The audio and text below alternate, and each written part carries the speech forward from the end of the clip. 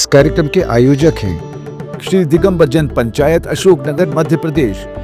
श्रीमान मनोज कुमार जैन, श्रीमती कविता जैन, श्रीमान सिद्धार्थ जैन, श्रीमती आकृति जैन, मनु जैन, भुवी जैन, स्वराज ट्रैक्टर्स परिवार, गुना, श्रीमान अशोक गांधी, श्रीमती इंदु गांधी, श्रीमान जिनेश गांधी, श्रीमती सुषमा गांधी, श्रीमान प्रदीप गांधी, श्रीमती सुमन गांधी, श्रीमान आनंद गांधी, श्रीमती रानी गांधी, श्रीमान राजेश गांधी, श्रीमती दिव्या गांधी एवं समस्त गांधी परिवार। बादीराज सूरी के गुरु का नाम मतिसागर और दादा गुरु का नाम श्रीपाल देव था। वे बहुमुखी प्रतिभा संपन्न विद्वान थे। न्याय और साहित्य दोनों ही क्षेत्रों में उनकी अबाध गति थी। उनकी असंदिग्ध रूप से 5 कृतियां प्राप्त होती हैं: पार्श्वनाथ चरित, यशोधर चरित, एक ही भाव स्तोत्र, न्याय विनिश्चय विवरण, प्रमाण निर्णय। इनमें पार्श्वनाथ चरित एवं यशोधर चरित से साहित्य वेत्या मनीषी, एक ही भाव स्तोत्र से भक्त समाज तथा न्याय विनिश्चय विवरण एवं प्रमाण निर्णय से तार्किक विद्वान मनुष्य बहुशा प्रभावित हैं।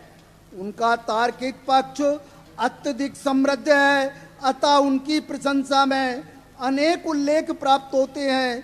कतिपय उल्लेख इस प्रकार हैं: सदसी यदि कलंका कीर्तने धर्म कीर्ति, बचसि सुर पुरोधा न्यायवादे यक्षपादा, इति समय गुरुणाम एकिता संगीता नाम प्रतिनिधि रिविदेवो राजते वादिराजा।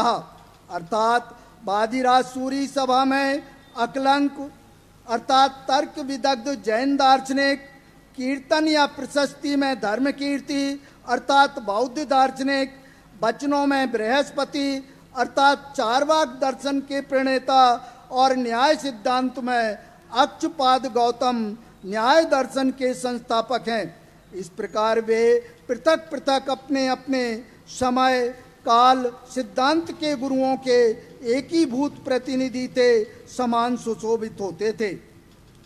एक ही भाव स्तोत्र के अंत में एक श्लोक प्राप्त होता है जिसमें उन्हें वैयाकरणों, तार्किकों, साहित्यकों एवं भव्य भक्तों में अग्रणी कहा गया है। बादिराज मनु शाब्दिक लोको, बादिराज मनु तार्किक सिंहा, बादिराज मनु काव्य कृतस्ते, बादिराज मनु भव्य सहाया। श्री रंजन सूरी देव ने बादिराज सूरी को युग का धुरंधर विद्वान, क्रांतिकारी एवं शास्त्रार्थी बताते हुए अपनी सम्मति इस प्रकार प्रकट की है: पलायद्वम पलायद्वम रे रे पंडित दिग्गजाः, बादिराज समायातो न्याय कानन केसरी। पार्श्वनाथ चरित्र के विशिष्ट पक्ष: बादिराज सूरीकृत पार्श्वनाथ चरित्र का मूल स्रोत आचार्य गुणभद्र कृत उत्तर पुराण है। उत्तर पुराण में भगवान पार्श्वनाथ का वर्णन संक्षिप्त होने पर भी सर्वांग है। इसमें कोई भी परंपरागत ऐतिहासिक घटना छूटी नहीं है। उत्तर पुराण के 73वें पर्व से तीर्थंकर पार्श्वनाथ का चरित्र वर्णित हुआ है। यद्यपि पार्श्वनाथ चरित्र के कतिपय सूत्र श्री यति वृषभाचार्य कृत तिलोय परिणति में प्राप्त होते हैं, किंतु यह सांख्यिकीय विवरण मात्र है। इसके बाद उत्तर पुराणकार गुणभद्राचार्य के गुरु का पार्श्वाभ्युदय नामक समस्या पूर्ति काव्य उपलब्ध है। यतः पार्श्वनाथ चरित्र में पार्श्वनाथ के पूर्ववर्ती 9 भवों का वर्णन हुआ है, जबकि पार्श्वाभ्युदय तो एकाध घटना पर ही संकेतात्मक प्रकाश डालता है। अतः पार्श्वाभ्युदय को भी पार्श्वनाथ चरित्र का मूल स्रोत नहीं माना जा सकता है। उत्तर पुराण में वर्णित पार्श्वनाथ के भवों का विवेचन अभी थोड़े पहले हम सुन चुके हैं। मूल कथानक में परिवर्तन एवं परिवर्धन। कवि महाकाव्य की कथा वस्तु को लोक प्रचलित आख्यान या इतिहास से ग्रहण करता है, अतः कथानक तो उसे पूर्व सिद्धि ही मिल जाता है, किंतु कवि अपनी नवोन्मेषशालिनी बुद्धि से महाकाव्य के उद्देश्य की पूर्ति के लिए प्रसिद्ध कथानक में कुछ परिवर्तन एवं परिवर्धन करके उसे नया रूप प्रदान कर देता है। कवि के इस परिवर्तन एवं परिवर्धन से कथानक के मूल स्वरूप में कोई असंगति उत्पन्न नहीं होती है और कवि अपने उद्देश्य में भी सफल हो जाता है। मूल स्रोत से पार्श्वनाथ चरित्र में किए गए परिवर्तनों एवं परिवर्धनों को संक्षेप में इस प्रकार देखा जा सकता है। जैसे उत्तर पुराण में विश्वभूति पौदनपुर नगर निवासी वेद शास्त्रज्ञ ब्राह्मण हैं, राजा अरविंद का मंत्री नहीं है, जबकि पार्श्वनाथ चरित्र में विश्वभूति राजा अरविंद का मंत्री है। उत्तर पुराण में मरभूति और कमठ दोनों राजा अरविंद के मंत्री कहे गए हैं, जबकि वृद्धावस्था के कारण विश्वभूति के मंत्री पद छोड़ने पर राजा ने मरभूति को मंत्री बनाया। यह पार्श्वनाथ चरित्र में वर्णन है और यह औचित्यपूर्ण भी है।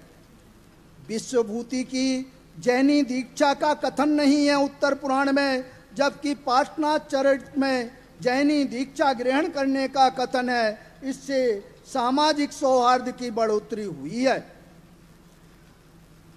उत्तर पुराण में कमठ के मित्र कलिहंस का वसुंधरा के पास जाना वर्णित है, जबकि पार्श्वनाथ चरित्र में कमठ के द्वारा दुराचार का अवसर पाने के लिए पार्श्वनाथ चरित्र में कमठ के मित्र कलिहंस द्वारा मरुभूति की पत्नी वसुंधरा को समझाने का कथन कवि की नवीन उद्भावना है। उत्तर पुराण में कमठ ने मरुभूति को मार डाला ऐसा वर्णन है, जबकि पार्श्वनाथ चरित्र में कमठ द्वारा वसुंधरा से दुराचार, कमठ का राजा द्वारा निष्कासन, भूताचल पर कमठ का तप करना, प्रेम बस मरुभूति का वहां पर जाना, किंतु दुष्ट कमठ द्वारा मरुभूति पर शिला पटक कर मार डालना आदि नवीन उद्भावना है। यद्यपि ये परिवर्तन एवं परिवर्धन नाम मात्र के हैं, इनसे मूल कथानक में कोई अंतर नहीं आया था, तथापि पार्श्वनाथ चरित्र एक सफल महाकाव्य बन गया है। पूर्ववर्ती कवियों एवं आचार्यों का उल्लेख तथा उनकी कालानुक्रमिकता जैन ग्रंथों का अपना वैशिष्ट्य है कि उनमें मंगलाचरण एवं अन्य प्रशस्तियां प्रायः उपलब्ध हैं। इतिहास के लिए इनका महत्वपूर्ण स्थान है। वादिराज सूरी ने अपने पूर्ववर्तियों का उल्लेख कालुक्रम से किया गया है। महाकाव्य के सभी लक्षणों का समावेश किया गया है। पार्श्वनाथ चरित्र का कथानक सर्गबद्ध है। इस प्रकार जो भी लक्षण होना चाहिए वो संपूर्ण लक्षणों को इसमें घटाया जा सकता है। उक्त संक्षिप्त कथन के आधार पर कहा जा सकता है इसमें महाकाव्य के सभी लक्षण यथोचित घटित होते हैं। वादिराज की सूरी की लेखनी से पार्श्वनाथ चरित्र में महाकाव्य का कोई भी अनिवार्य लक्षण नहीं छूटा है। महाकवि ने स्वयं सर्गांत पुष्पिका में स्वयं इसे महाकाव्य कहा है, जो यथार्थ के धरातल पर खरा उतरता है। तात्कालिक परिस्थितियों का प्रतिबिंबन भी इसमें संपूर्ण किया गया है। भावानुहरण वादिराज सूरी ने कालिदास, भारवी, माघ, हरिश्चंद्र आदि महाकवियों से भावों का अनुहरण किया है। अनेकत्र पार्श्वनाथ चरित्र महाकाव्य में इन महाकवियों का प्रभाव दृष्टिगोचर होता है। इसी प्रकार पार्श्वनाथ चरित्र में स्त्री स्वभाव, संगति, विवेक, धन संपत्ति, गुणानुराग, रागदेश, मिथ्यात्व, दया, मित्रता, सज्जन दुर्जन, नियत आदि विषयक सूक्तियों का सुंदर समावेश किया गया है। इनके सन्निवेश से काव्य का सौंदर्य द्विगुणित हो गया है। पार्श्वनाथ चरित्र के इन वैशिष्ट्यों के आधार पर कहा जा सकता है कि वादिराज सूरी की साहित्य साधना से एक ऐश्वर्यशाली साहित्यिक परंपरा का निर्माण हुआ है। जय जिनेन्द्र।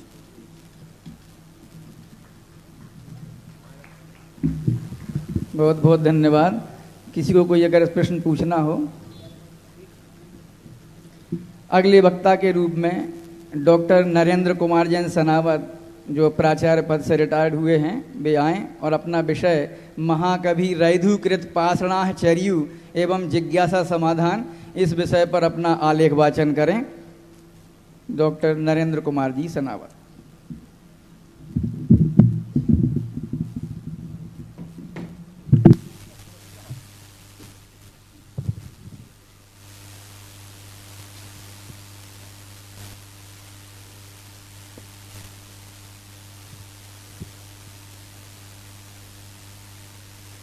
जयन्ति यस्यावदितोऽपि भारती विभूतिरस्ति थिकृतोऽप्यनीयतो विधाय दात्रे सुगताय विष्णवे जिनाय तस्मै सकलात्मने नमः। परम पूज्य तीर्थोद्धारक जिन शासन के शेर परम पूज्य मुनि पुंगव श्री सुधा सागर जी महाराज के चरणों में त्रिवार नमोस्तु। पूज्य क्षुल्लक त्रय के चरणों में सादर इच्छामि। आज की संगोष्ठी सत्र के सम्मान्य अध्यक्ष महोदय, सारस्वत अध्यक्ष महोदय, निर्देशक द्वय, संयोजक एवं संचालक जी, आज की संगोष्ठी में मेरा विषय महाकवि रैधुकृत पाषाणाह चर्यु एवं जिज्ञासा समाधान है। पाषाणाह चर्यु के रचयिता महाकवि रैधु हैं। महाकवि रैधु ने अपनी सभी रचनाएं अपभ्रंश भाषा में लिखी। यदि अपभ्रंश साहित्य का सम्यक प्रकार से निरीक्षण किया जाए तो जिस प्रकार की साहित्यिकता, लालित्य, माधुर्य, शब्द शक्तियों का समावेश, अलंकारों की छटा, छंदों की विविधता, पात्रों के चरित्र चित्रण में काल्पनिकता से भी अधिक ऐतिहासिकता और चरित्रोत्थान की भावना, सरल भाषा शैली का समावेश महाकवि रैधु के साहित्य में मिलता है।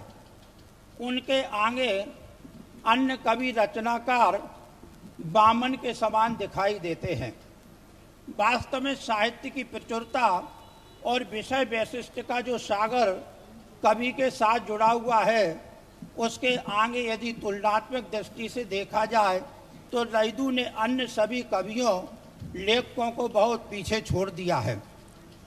महाकवि रैधु के प्रमुख प्रबंधात्मक आख्यानों में से एक है पाषाणाह चर्यु, जिनमें एक साथ ही राजनीति का चक्र, जैन सिद्धांतों की गंगा, विषयों की विविधता, भाषा का सौष्ठव, नीतिपरक सूत्रियों का आधिक्य, पात्रों में समन्वय, न्याय की अन्याय का विजय, भोग से त्याग का निदर्शन, समकालीन एवं तात्कालीन नीतियों का नियमन, निरीह प्राणियों के प्रति सहिष्णुता, कला एवं साहित्य आदि के विभिन्न काव्योचित अपरिहार्य तत्वों का समावेश किया गया है। कवि का नाम अपभ्रंश साहित्याकाश के ज्वाजल्यमान्य सूर्य महाकवि रैधु के नाम के विषय में भी विद्वानों में मतभेद पाया जाता है। संपूर्ण रैधु साहित्य में रैधु के साथ रधु, रैधु जैसे समानता को प्रकट करने वाले अन्य नाम भी मिलते हैं। इससे यह शंका लगती है कि कहीं कवि का रैधु यह नाम यथार्थ है, उपनाम है अथवा कोई अन्य प्रदत्त उपाधि। रैधु द्वारा रचित कहा जाने वाला साहित्य कहीं सिंहसेन नाम के कवि द्वारा लिखा तो नहीं गया, यह जानना भी अत्यंत आवश्यक हो जाता है, क्योंकि कुछ काव्यों में रैधु की जगह सिंहसेन यह नाम भी मिला है। इस विषय में जैन धर्म के मर्मज्ञ विद्वान श्रीमान पंडित नाथूलाल जी प्रेमी ने प्राकृत दस लक्षण जयमाला में, पंडित मोहनलाल दुलीचंद देसाई ने जैन साहित्य इतिहास में श्री H.D. बेलणकर ने जिन रत्न कोश में और रैदू साहित्य के जीवंत अध्येता डॉक्टर राजा राम जी ने रैदू साहित्य का आलोचनात्मक परिशीलन में महाकवि रैदू का नाम अपर नाम सिंह सेन माना है।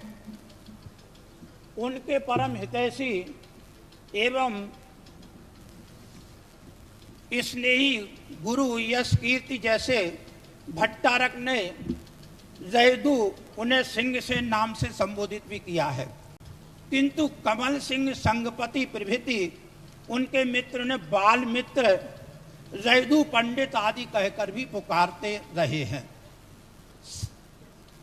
सम्मई जीर्ण चर्यू में सिंह सेन नाम मिलता है, लेकिन वह प्रसंग की दृष्टि से उचित नहीं है। प्रसंग इस प्रकार है कि हरियाणा निवासी खेलहा नामक ब्रह्मचारी ने गोपाचल, जो कि वर्तमान में ग्वालियर के पास स्थित है, दुर्ग में तीर्थंकर भगवान चंद्र प्रभु की 11 हाथ ऊंची प्रतिमा का निर्माण कराकर भट्टारक गुरु यश कीर्ति का धर्मोपदेश सुनकर श्रावक प्रतिमा के व्रत ग्रहण किए। उसी समय उनकी इच्छा हुई कि महाकवि रैदू उनके लिए एक सुंदर सन्मति चरित्र लिख दें, किंतु कवि से परिचय न होने के कारण उसने अपने गुरु यश कीर्ति से रैदू से ग्रंथ लिखा देने हेतु प्रार्थना करता है। अतः यश कीर्ति रैदू से खेलदा की इच्छा व्यक्त करते हैं। इसकी 4 लाइनें मैंने दी हैं। तंजु सोहल करी भोमुनि पावये एतु महाकवि निवर्ष स्वयमण रैदू नाम गुणगण धारु सो मोह लंगई भयण तुम्हारऊ तम बिड़ु सुबिणी गुरुनाम गच्छौ गुरुनाई सिंह सेणी मुड़े भी मुनि पुरुषंठीय पडियम शीलम अखंड्यु भड़ियु तेन तम तम खंडम। उपर्युक्त पद में वर्णित सिंह सेणी शब्द से डॉक्टर राजा राम जी ने पूर्व में रैदू का ही अपर नाम सिंह सेन स्वीकार किया है। इस प्रकार से सिंह सेन और रैदू एक ही हैं। रैदू का परिवार महाकवि रैदू बुद्धजन विद्वानों के कुल को आनंद देने वाले साहू हरि सिंह के पुत्र एवं संगपति देवराज के पौत्र थे। इनकी माता का नाम विजय श्री था। इन्हीं की पवित्र कोख से कविवर रैदू ने जन्म लिया। रैदू के पिता के 3 पुत्र थे, जिसमें रैदू अपने माता पिता के तृतीय पुत्र थे। इन रैदू से बड़े 2 भाई थे, जिनका नाम क्रमशः बाहोल और माहड़ सिंह, ये 2 नाम थे। महाकवि रैदू ने अपने विवाह की सीधा जिक्र कहीं नहीं किया, किंतु पत्नी और पुत्र का उल्लेख अवश्य मिलता है, जिसके अनुसार पत्नी का नाम सावित्री था। उसी की कोख से उदयराज नामक एक पुत्र हुआ था। रैदू के यहाँ जिस समय उदयराज का जन्म हुआ, उस समय वे रेमिणाय चर्यु ग्रंथ की रचना में संलग्न थे। रैदू की जाति, कविवर रैदू ने माता पिता के नाम के सदस्य जाति का उल्लेख किया है और इस प्रकार से उनकी जाति पद्मावती पुरवाल ही सुनिश्चित की गई है। ठीक। महाकवि रैदू काष्टांगार माथुर गच्छकी पुष्कर गढ़ी शाखा से संबद्ध थे और इस प्रकार से आगे निवास स्थान के संबंध में मैंने पर्याप्त जानकारी यहाँ पर दी है और ये सिद्ध किया है कि उनकी जन्मस्थली और कर्मस्थली गोपाचल ग्वालियर ही थी। इसके बाद में उनकी 30 रचनाओं का उल्लेख यहाँ पर मिलता है, जो मैंने यहाँ पर जो है दृष्टव्य किया है। इसके बाद संधि 1, संधि 2, इस प्रकार से 7 संधियों के माध्यम से मैंने पूरा विस्तृत वर्णन किया है। संक्षेप में मैं यहाँ बताना चाहूँगा कि प्रथम संधि में मंगलाचरण में भगवान पार्श्वनाथ की स्तुति, इसके बाद 24 तीर्थंकरों की स्थिति के साथ में उन्होंने भट्टारक सकल कीर्ति, भट्टारक गुण कीर्ति, यश कीर्ति और आदि उनके प्रमुख से खेमचंद जी को भी प्रणाम किया है। जम्बूद्वीप में जो काशी नामक स्थान है उसमें देवों के लिए प्रिय वाराणसी नगरी है। उस वाराणसी नगरी में अश्वसेन नामक राजा राज्य करता था। उसकी बामा देवी नाम की प्रिय पट्टरानी थी जो अत्यंत सुंदर एवं सुख से परिपूर्ण थी। राजा उस रानी के साथ भोग करता हुआ सुख व्यतीत करता था। इस प्रकार से पहली संधि का वर्णन है।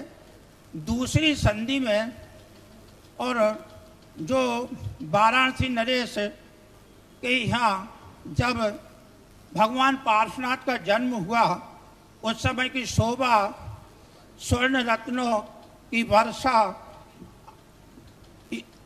देवियों द्वारा स्तुति आदि का वर्णन किया गया। 16 स्वप्नों का वर्णन, इंद्र का सुमेर पर्वत पर ले जाना और अभिषेक करना, इस प्रकार का वर्णन है।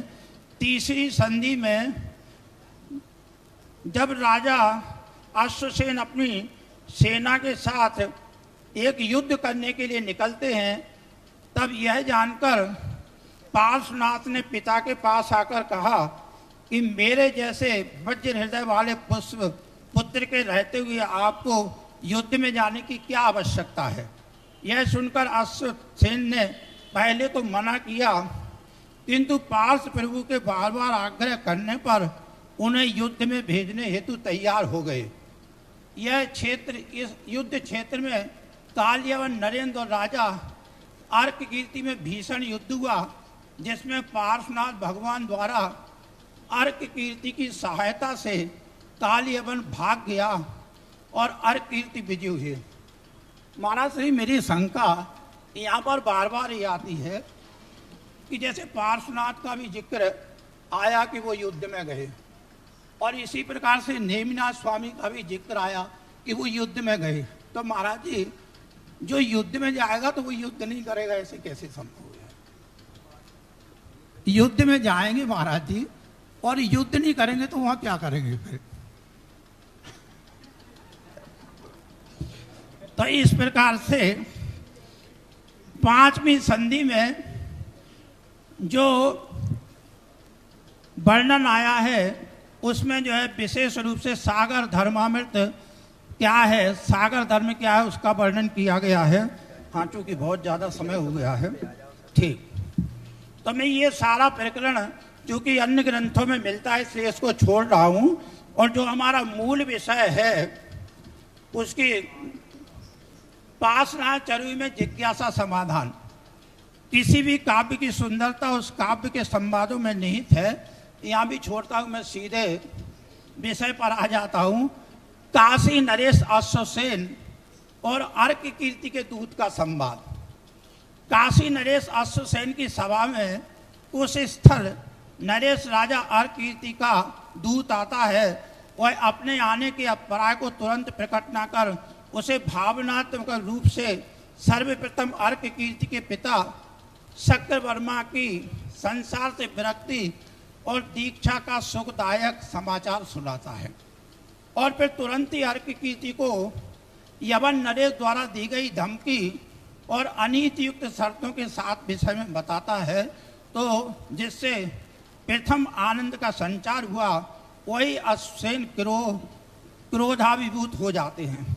तो इस प्रकार से इस ग्रंथ में बताया गया है कि जो व्यक्ति जो है श्रेष्ठ होता है और पहले वह बात विनम्रता पूर्वक कहता है जो अच्छी लगे और बाद में दूसरी बात सुनाता है। एक अन्य जिज्ञासा समाधान में बताया गया है कि यहाँ पर इस ग्रंथ में जन भावना के अनुरूप और भारतीय नीति की पूरी तरह से पुष्टि की गई है। तो इस प्रकार से हम कह सकते हैं कि जो इसमें जिज्ञासा समाधान दी गई हैं वो निश्चित रूप से सभी के लिए हितकर है। चूँकि समय की अपनी सीमा है इसलिए हम कुछ मुख्य बिंदु बताते हैं। इन जिज्ञासा समाधानों के माध्यम से स्पष्ट होता है कि पुत्र का वियोग हमेशा असह्य होता है। संसार की असारता का जिसे ज्ञान हो जाता है वह वैराग्य धारण करना अपना कर्तव्य समझता है। तीसरा, मोक्ष मार्ग पर चलने वालों के लिए शोक नहीं बल्कि उनके गुणों का स्मरण कर आनंद प्राप्त करना चाहिए। तो इस प्रकार से 3 जिज्ञासाएं और बताई हैं इसमें, जिनका समाधान दिया है कि तीर्थंकर त्रिलोक जयी होते हैं, तीर्थंकर जगत पूज्य होते हैं, और तीर्थंकर जो होते हैं वह पूरी तरह से जो है सभी के लिए पूज्य होते हैं। आगे जो है जिन प्रतिमा के संबंध में जो है पाषाण प्रतिमा के अर्चन और निबंध से पुण्यबंध होता है, इसकी बात भी मैंने यहाँ पर प्रस्तुत की गई है। और अंत में समापन करते हुए मैं ये कहते हुए थोड़ा जरा हंस रहा हूँ कि मुझे यह लिखते हुए प्रसन्नता है कि जगत पूज्य निर्यापक श्रमण मुनि पुंगा श्री सुधा सागर जी महाराज ने अपने मुगावली चातुर्मास 1988 से जिज्ञासा समाधान के माध्यम से श्रावकों की जिज्ञासाओं का समाधान कर रहे हैं। आज यह सबसे लोकप्रिय पवित्र कार्यक्रम है जिसे विश्व के लगभग 140 देशों में प्रतिदिन लोग देखते हैं और मुनि श्री के द्वारा बताए हुए समाधानों का अनुसरण करते हैं। यह हमें गर्व की बात है और संभवतः मुझे ऐसे लगता कि इस ग्रंथ को पढ़ करके ही पूज्य सुधा सागर जी महाराज ने अपने इसका नाम जिज्ञासा समाधान किया होगा। बहुत बहुत धन्यवाद सभी को। किसी को कोई प्रश्न अगर हो तो पूछ सकते हैं।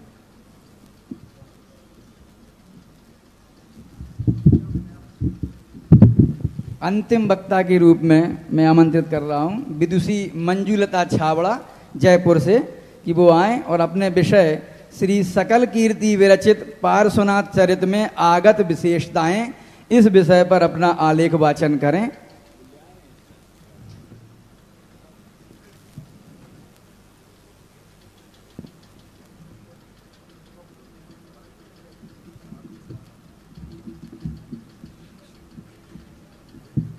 विदुषी मंजुलता छाबड़ा।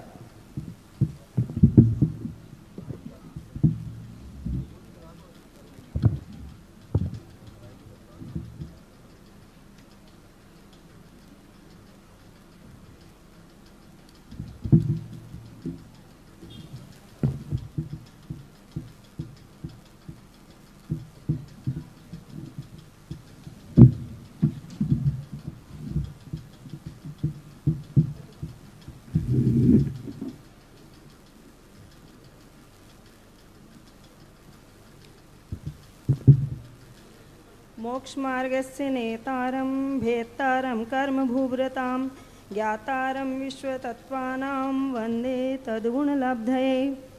आदिनाथ भगवान की जय। गुरुवर निर्यापक श्रमण मुनि पुंगव श्री सुधा सागर जी महाराज के चरणों में कोटिशः नमोस्तु नमोस्तु। वर्णी चुल्लक जी गंभीर सागर जी एवं दोनों चुल्लक जी महाराज को इच्छामी। मंच पर आसीन प्रबुद्ध जन एवं सभा में विराजित सभी साधर्मी भाई बहनों को यथायोग्य प्रणाम एवं जय जिनेन्द्र। इस सत्र में मेरे लेख का विषय है आचार्य सकल कीर्ति विरचित पार्श्वनाथ चरित में आगत विशेषताएं। प्राकृत व मागधी भाषा के बाद जब जैनाचार्यों ने देश के बुद्धिजीवियों की रुचि संस्कृत की ओर देखी तथा संस्कृत भाषा का विद्वान ही पंडितों की श्रेणी में समझा जाने लगा, तो उन्होंने संस्कृत भाषा को अपनाने में पूर्ण समर्थन दिया और अपनी लेखनी द्वारा संस्कृत में सभी विषयों के विकास पर इतना अधिक लिखा कि अभी तक उसका इतिहास भी नहीं लिखा जा सका है। 1500 वर्षों से ये लेखन अबाध गति से चल रहा है। आचार्य समंतभद्र, पूज्यपाद रविशेन, अकलंक देव आदि सभी आचार्यों ने और उनके बाद के सभी आचार्यों ने संस्कृत के सभी विषयों पर ग्रंथ लिखे। 14वीं शताब्दी में ही देश में भट्टारक संस्था ने लोकप्रियता प्राप्त की। ये भट्टारक स्वयं ही आचार्य, उपाध्याय एवं साधु के रूप में समादृत थे। इन्होंने 500 वर्षों के युग में न केवल जैन धर्म की ही सर्वत्र प्रभावना की, अपितु अपनी महान विद्वता से संस्कृत साहित्य की भी अनोखी सेवा की और देश को एक नई दिशा दी। इन भट्टारकों में भट्टारक सकल कीर्ति जी महाराज का नाम विशेष उल्लेखनीय है। इनकी रचनाएं राजस्थान के हर ग्रंथागार में मौजूद हैं। आपके काव्य, पुराण, चरित्र तथा आध्यात्म सुभाषित आदि विविध विषयों पर अधिकार पूर्वक लिखा। 700 वर्षों से आपके काव्य आदि सभी विषय आलोकित हैं और अबाध गति से सभी जन जन में प्रचलित हैं। आचार्य सकल कीर्ति विरचित पार्श्वनाथ चरित में आगत विशेषताओं का संक्षिप्त विवरण। भट्टारक सकल कीर्ति जी महाराज द्वारा विरचित पार्श्वनाथ चरित पूर्वाचार्यों के प्रमाण अनुसार निबद्ध किया गया, परंतु अपनी ही विशेष शैली में काव्य, छंद, अलंकारों से विभूषित यह ग्रंथ एक अलग ही विशेषता रखता है। आचार्य सकल कीर्ति जी महाराज का पार्श्वनाथ चरित भारतीय संस्कृति एवं समण संस्कृति का ऐसा ही महाकाव्य है जो विशेष आदरणीय स्थान को प्राप्त है। यह काव्य शांत रस प्रधान काव्य है। कवि ने प्रत्येक सर्ग में धर्म की व सत्याचरण की महिमा गाई है। पार्श्वनाथ चरित एक महाकाव्य है। इसमें नायक व प्रतिनायक दोनों हैं और प्रस्तुत काव्य में उनके एक भव का ही नहीं अपितु 10 भवों का चरित्र चित्रण बहुत ही सुंदर शैली में प्रस्तुत किया गया है। प्रत्येक भव में नायक व प्रतिनायक का मिलन होता है जो आगे भव के बंध का कारण बनता है। अंत में निर्वाण प्राप्ति ही नायक की महान विजय है तथा प्रतिनायक द्वारा अपनी हार की स्वीकृति ही उसकी हार है। यहाँ नायक को राज्य संपदा या सुंदरी की प्राप्ति नहीं होती और न युद्ध में विजय होती है, किंतु जन्म मरण की व्याधि से सदा सदा के लिए मुक्ति प्राप्ति ही उसकी महान विजय है। आपने अपने ग्रंथ में मुनि भक्ति व वैराग्यमय जीवन की प्रशंसा की है तथा पापाचरण करने वालों के खुले हृदय से निंदा की है। स्वर्ग के सुखों एवं नरक के दुखों का वर्णन भी लेखक ने बहुत ही विस्तार से किया है, लेकिन स्वर्ग लक्ष्मी प्राप्त होने पर भी किस प्रकार पार्श्वनाथ का जीव जिनेंद्र भक्ति एवं पूजा में लगा रहता है। मनुष्य अपने ही कर्मों से सुख दुख अर्जित करता है। इस सिद्धांत को कवि ने अच्छी तरह प्रतिपादित किया है। काव्य के अंतिम सर्गों में तो लेखक ने 6 द्रव्यों, 7 तत्व, अहिंसा, सत्य आदि 5 महाव्रतों का एवं मुक्ति मार्ग का जो वर्णन किया है, उससे यह काव्य शांत रस प्रधान काव्य बन गया। 19वें सर्ग में किस कार्य में प्रवृत्त होने से जिस जीव को कौन सा भय मिलता है, उसका जो भी वर्णन किया वह सब लोगों को सतपथ पर लगाने वाला है। एवं आत्महित का कभी विचार नहीं करते जो रात दिन व्यक्ति अनाचार में फंसे रहते हैं। वास्तव में तो यह काव्य वैराग्य प्रधान है। वैराग्य उत्पत्ति के पश्चात पार्श्वनाथ द्वारा द्वादश अनुप्रेक्षा का चिंतन भी बहुत ही सुंदर हुआ। भट्टारक सकल कीर्ति जी महाराज निर्ग्रंथ राज एवं परम वैरागी संत थे। उन्होंने संसारी प्राणियों की सुख संपत्ति की अस्थिरता का, आयु, बल और शरीर एवं कुटुंबीजनों की क्षणिकता का जिस गंभीर शैली में प्रतिपादन किया, वह कवि की साधुता एवं विद्वता दोनों का द्योतक है। आपने अनित्य अनुप्रेक्षा के वर्णन में निम्न छंद सकल कीर्ति जी महाराज ने इस प्रकार से किया। आयुक्षयाश्चयम बलम निजे वपु सर्व कुटुंबम धनम राज्यम वायु कदार्चिताम्बुल हरितुल्यम जगच्चलम सात्वेताहिम शिवम जगत्रहितम सोक्षाम बुद्धिम शाश्वतम दृक् चिद्वृत्तये मेधूर्तम बुद्धजना मुक्तये भजी हवम सदा। जैन विद्वानों के काव्यों के अतिरिक्त ऐसा आध्यात्मिक अथवा आत्म विकास का सुंदर वर्णन अन्यत्र कहीं नहीं मिलता। 15वें स्वर्ग में इन्होंने 12 भावनाओं का वर्णन किया और इस सर्ग में 137 पद इसी के वर्णन में दिए। इन भावनाओं का वर्णन किसी प्रकृति वर्णन या किसी ऋतु वर्णन से कम महत्वपूर्ण नहीं है। इस तरह पार्श्वनाथ की घटनाओं के साथ साथ आपने प्रत्येक सर्ग को अपनी ही शैली से अत्यंत विस्तार पूर्वक वर्णन किया है। कवि ने भगवान के पंच कल्याणों का भी विस्तृत वर्णन किया है। 10वें स्वर्ग में माता के 16 स्वप्नों का भी वर्णन किया। आपने माता के स्वप्न में सरोवर व सागर दोनों को ही देखना बताया है। 11वें सर्ग में 16 स्वप्न का फल व देवियों के द्वारा पूछे गए प्रश्नों के उत्तर सहज एवं गंभीर रूप से दिए हैं। ये उत्तर महाकवि की पांडित्य का सूचक है। माता के उत्तर धार्मिक पथ को सबल करने वाले हैं।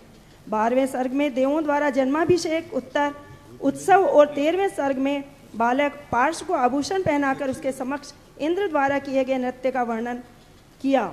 18वें सर्ग में पार्श्वनाथ के समोषण रचना का विस्तृत वर्णन है।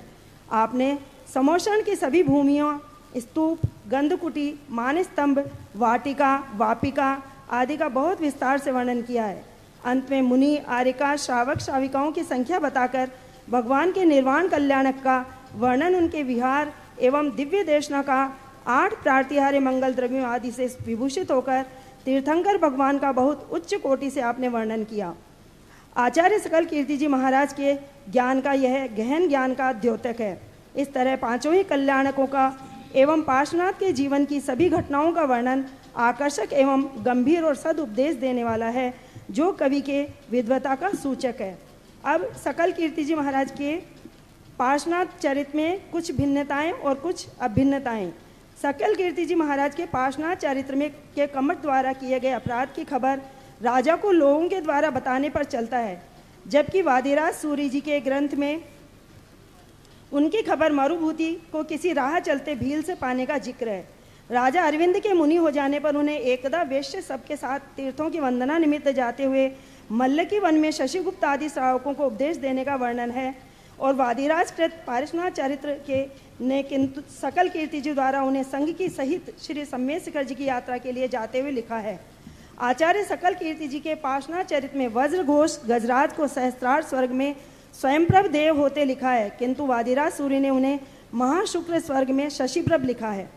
इन्होंने लोकोत्तमपुर के राजा का नाम विद्युत वेग और उसके पुत्र का नाम रश्मि वेग लिखा है, परंतु आचार्य सकल कीर्ति जी ने इनका नाम अग्निवेग बताया है। ऐसा ही उत्तर पुराण में चंद्र कीर्ति जी ने और भूधरदास जी कृत पार्श्व पुराण में भी उल्लेख है। सकल कीर्ति जी महाराज ने वज्र नाभि चक्रवर्ती को क्षमंकर मुनि का उपदेश सुनकर विरक्त होना बतलाया है, जबकि वादिराज सूर्य ने उन्हें सूखा वृक्ष देखकर विरक्त होना बताया है। सकल कीर्ति जी महाराज ने वज्र नाभि मुनि को वन में रहते हुए कुरंड भील द्वारा उपसर्गीकृत होते लिखा है। ऐसा ही वर्णन चंद्र कीर्ति जी व भूधरदास जी ने भी अपने ग्रंथों में लिखा है, परंतु पार्श्वनाथ चरित में वन के स्थान पर विपुलाचल बताया है और उत्तर पुराण में वन और पर्वत किसी का भी उल्लेख नहीं है। वादिराज सूर्य ने राजा आनंद को जिनेंद्र पूजा करते और मुनि आगमन होते बतलाया है।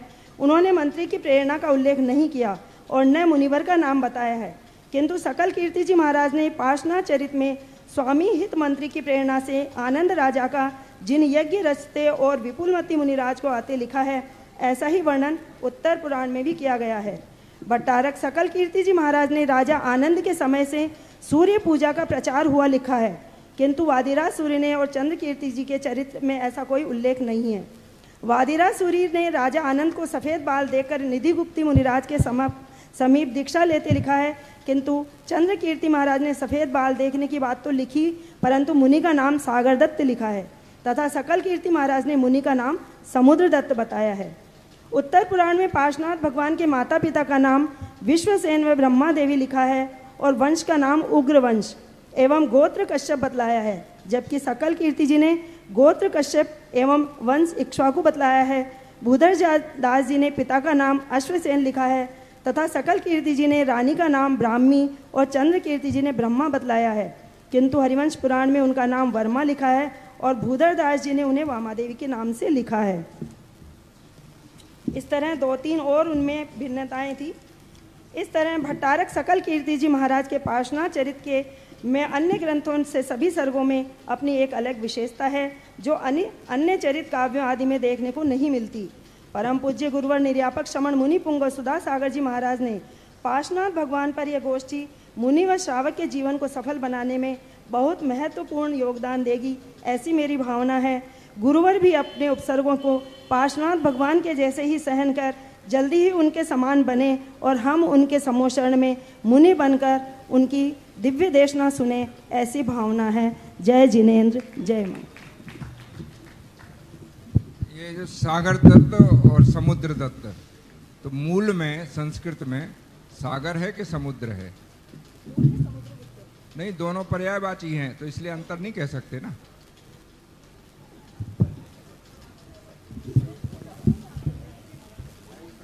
अन्य कोई अगर कोई प्रश्न पूछना चाहते हो? अंत में अब अध्यक्ष महोदय जो इस सत्र में अध्यक्षता कर रहे हैं, केंद्रीय संस्कृत विश्वविद्यालय लखनऊ परिसर में निदेशक पद को सुशोभित किया है और अभी वर्तमान में BLI इंस्टीट्यूट में निदेशक पद को सुशोभित कर रहे हैं, ऐसे प्रोफेसर विजय कुमार जी लखनऊ वालों को मैं आमंत्रित करता हूं कि वे अपना अध्यक्षीय उद्बोधन देकर हमें कृतार्थ करें।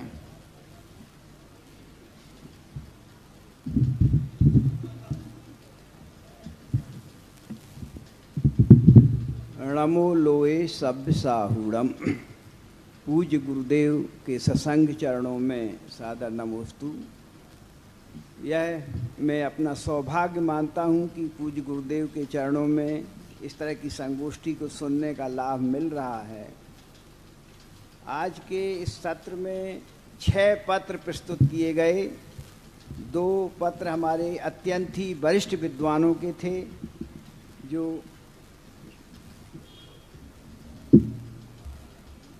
संभवतः हमारी सभा में सबसे वरिष्ठ हैं और उनका ज्ञान भी अत्यधिक है। इसलिए स्वाभाविक है कि जब हम उनको सीमा में बांधते हैं तो बांध नहीं पाते हैं। अब जैसे पहला पत्र हमारे प्रोफेसर फूलचंद जी प्रेमी का था, आगम साहित्य में तीर्थंकर श्री पार्श्वनाथ एवं उनकी प्रासंगिकता। तो देखिए, आगम साहित्य तो बहुत विशाल है। जो अर्धमागधी आगम है उसमें 42 ग्रंथ हैं। उस 42 ग्रंथों में आपने एक का ही उपस्थित करने का प्रयास किया, भगवती सूत्र का। इसलिए आपका तो टॉपिक ही हो जाना चाहिए भगवती सूत्र में पार्श्वनाथ विषयक संदर्भ, क्योंकि वो पूरा रिप्रेजेंट ही नहीं कर रहा है, नंबर 1। और दूसरी बात कि अगर हम उसको पूरे आगम साहित्य को लेंगे तो अब हम प्रासंगिकता की अगर बात करेंगे तो आपके आलेख से थोड़ा सा ऐसा पता चलता है कि जो पार्श्वस्थ शिष्य थे उनका हम प्रतिपादन कर रहे हैं, उनकी प्रासंगिकता का वर्णन कर रहे हैं। वो हमारे लिए अपेक्षित थोड़ी है। हमारे लिए तो भगवान पार्श्वनाथ के सिद्धांत अपेक्षित हैं। भगवान पार्श्वनाथ के सिद्धांतों का वर्णन जो अर्धमागधी साहित्य में किया गया है, मैं भी उसी संस्था में काम कर रहा हूँ, पढ़ने का अवसर मिलता है, इसलिए मैं बता रहा हूँ। मुख्य रूप से वहाँ पर चतुर्याम संवर की बात कही गई है।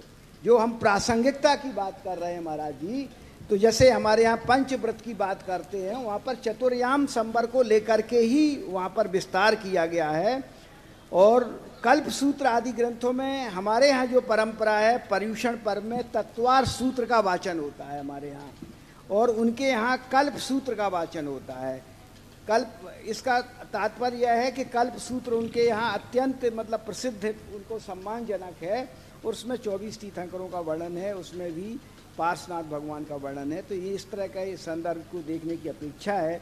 और ख़ास करके मैं अपने युवा छात्रों को या अपने उनको अध्येताओं को कहना चाहता हूँ कि कोई भी शास्त्र हमको पढ़ने में परहेज नहीं करना चाहिए, क्योंकि हमारी एक परंपरा है कि यत्र सम्यक तो हानिर्ना यत्र ना व्रत दूषणम। यदि हमारे सम्यक्त की हानि नहीं होती है और हमारे व्रत में दूषण नहीं होता है तो हमारे सामने जो संदर्भ हैं उनको अगर हम जानें तो उसमें दिक्कत नहीं होनी चाहिए। और इस दृष्टि से एक पुस्तक मैंने देखी थी, क्योंकि जब भगवान पार्श्वनाथ का जो यहाँ पर सेमिनार होना था तो मेरे मन में भी एक जिज्ञासा थी कि हम श्वेतांबर परंपरा से कैसे तुलना करें। तो मैंने उनके ग्रंथ देखे, उनकी लाइब्रेरी देखी, तो उसमें देखा कि भगवान पार्श्वनाथ की परंपरा का इतिहास एक बहुत ही प्रसिद्ध ग्रंथ उनके यहाँ है, बहुत बृहद आकार में है, 1943 में छपा हुआ है ज्ञान सुंदर जी के द्वारा। तो इस तरह के ग्रंथों को देखेंगे तो उसमें हमको लगता है कि पूरी आगम साहित्य में तीर्थंकर पार्श्वनाथ की परंपरा का उसमें चित्रण मिल जाता है। इसलिए मैंने खाली यहाँ पर उल्लिखित किया है। लेकिन यहाँ पर और भी कई प्रश्न आए, जैसे आपने बप्प श्रावक की जो बात की, मैंने भी देखा कि पार्श्वनाथ का उल्लेख कहीं नहीं है त्रिपिटक में। सुन लीजिए, हम लोग दो बातें हैं कि पूरा जो पाश्चात्य जगत है वो पार्श्वनाथ की ऐतिहासिकता का आधार बौद्ध ग्रंथ मानते हैं ऐतिहासिकता की दृष्टि से, इसलिए कि वो पार्श्वनाथ के चतुर्याम संवर की बात करते हैं। त्रिपिटक में जो भी जैन परंपरा का उस समय निगंठ है, निगंठनाथ पुत्र निर्ग्रंथ कहा गया है, उसमें महावीर की परंपरा के स्थान पर पार्श्वस्थ परंपरा का प्रतिपादन किया गया है। वो इस आधार पर लिंक करते हैं, पार्श्व शब्द का प्रयोग नहीं है, लिंक करते हैं कि चूंकि पार्श्वनाथ की परंपरा को चतुर्याम संवर के रूप में ही पूरे आगम साहित्य में वर्णित किया गया है और पाली साहित्य में ही चतुर्याम संवर का ही उल्लेख किया गया है, इसलिए वो महावीर स्वामी के पहले पार्श्वनाथ की परंपरा को मानते हैं। और यह भी मानते हैं कि भगवान बुद्ध ने जो भी मतलब अभ्यास किए थे बुद्धिज्म के, जैनिज्म के, वो पार्श्वनाथ की परंपरा के किए थे, उसका आधार चतुर्याम संवर है। इसलिए अगर हमको आगम साहित्य देखना है तो हमको चतुर्याम संवर की बात को जरूर ध्यान देना चाहिए। और नरेंद्र जी ने भी जो बात रखी थी श्वेतांबर परंपरा, हमको ये भी देखना चाहिए कि वहाँ पर उद्देश्य क्या है, उन लोगों का उद्देश्य क्या है। तीर्थंकर परंपरा में जब वो पार्श्वनाथ की सामान्य रूप से सभी श्वेतांबर परंपरा स्वीकार करती है कि 24 तीर्थंकर हमारे दिगंबर ही थे, लेकिन वो बीच में जो बाद में जो चूर्णी साहित्य हुआ है, बाद का जो साहित्य हुआ है, उसमें वो वस्त्र वाली बातें उसमें आई हुई हैं। ये बात मूल आगम में और उनके टीका साहित्य में और उनके चूर्णी साहित्य में विस्तार हुआ है। और उसमें भी जिन ग्रंथों में अचेलक सचेलक की बात कही गई है, वो श्वेतांबर परंपरा भी उसको प्रामाणिक नहीं मानती है।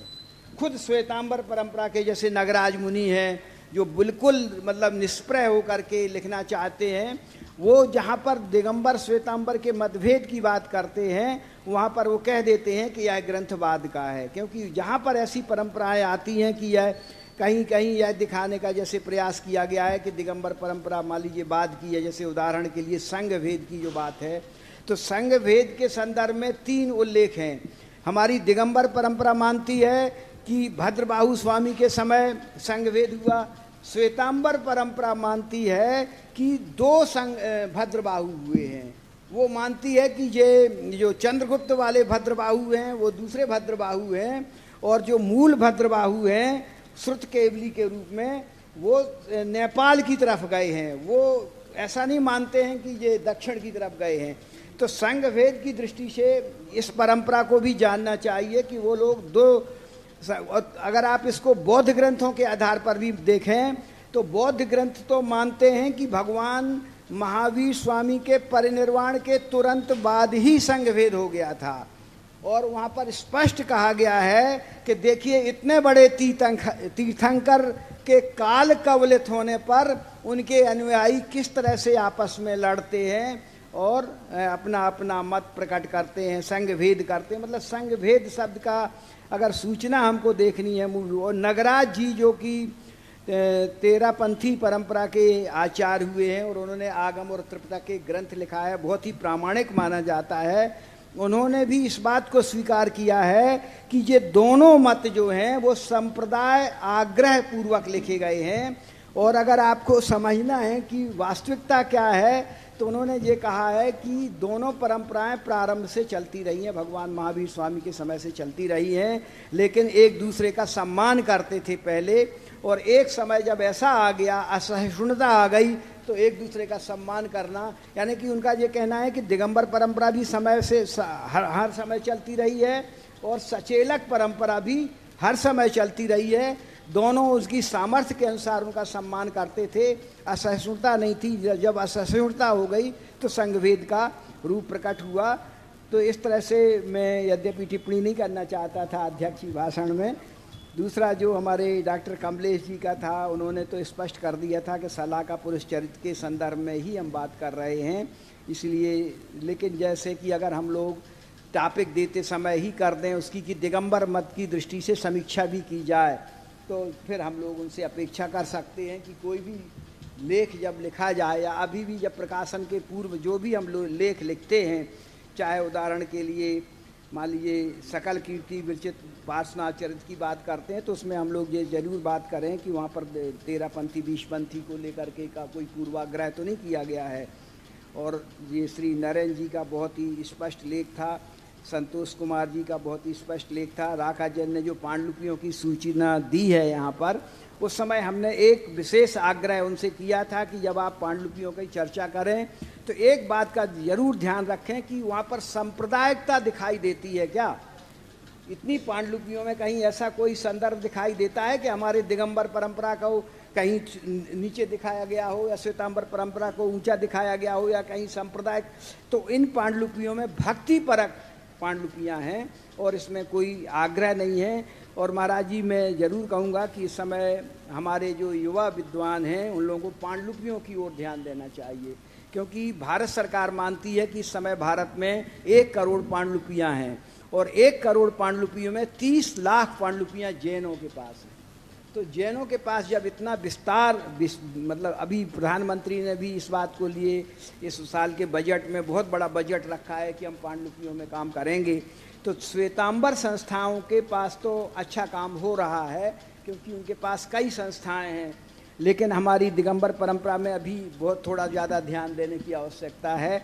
यह बात मैं कहूँगा और मैं अपने नए छात्रों से कहूँगा कि यहाँ पर एक पारस प्रसाद का बेटा बैठा है जो डेंटल में BAMS का BDS कर रहा है, लेकिन उनकी परंपरा है वृषभ प्रसाद जी के परिवार की कि वो पांडुलिपियों पर काम कर रहा है, कंप्यूटर के माध्यम से पांडुलिपियों को कैसे हम लिप्यांतरण करेंगे। तो अभी उसको सम्मान भी दिया गया था भारत सरकार के द्वारा। तो ऐसा नहीं है कि बहुत कठिन काम है। अब जैसे रागा जैन ने भी जो पेपर पढ़ा था 2 साल पहले, वो एक अक्षर भी पांडुलिपियों के बारे में नहीं जानती थी। जय कुमार जी जानते हैं, उनके पांडुलिपियों का संशोधन भी करते हैं। 2 महीने 3 महीने के अभ्यास मात्र से लिपि को सीखा जा सकता है और आप पांडुलिपि को लिप्यांतरण कर सकते हैं। हमारे यहाँ ये परंपरा है कि लोग कहते हैं कि पांडुलिपि खुद आपको सिद्ध कर देती है, बस आपको उसमें प्रवेश करने की ज़रूरत है। तो इन्हीं शब्दों के साथ असली जो आज का अध्यक्ष ही है, जो महाअध्यक्ष ही है, वो महाराज जी ही देंगे। इन्हीं शब्दों के साथ मैं विराम लेता हूँ और कोई त्रुटि हो तो उसके लिए क्षमा चाहूँ। अध्यक्ष जी के लिए बहुत बहुत धन्यवाद। अब मैं पूज्य गुरुवर से निवेदन करता हूँ कि हम सबको इन आलेखों की समीक्षा के रूप में मार्गदर्शन देकर के अनुग्रहित करें। नमोस्तु महाराज। जय श्री ओम नमः सिद्धेभ्यः। जय श्री ओम नमः सिद्धेभ्यः। पंच परमेष्टि भगवान की, आचार्य श्री गुरुवर कुंद महाराज की, आचार्य श्री गुरुवर विद्यासागर महाराज की।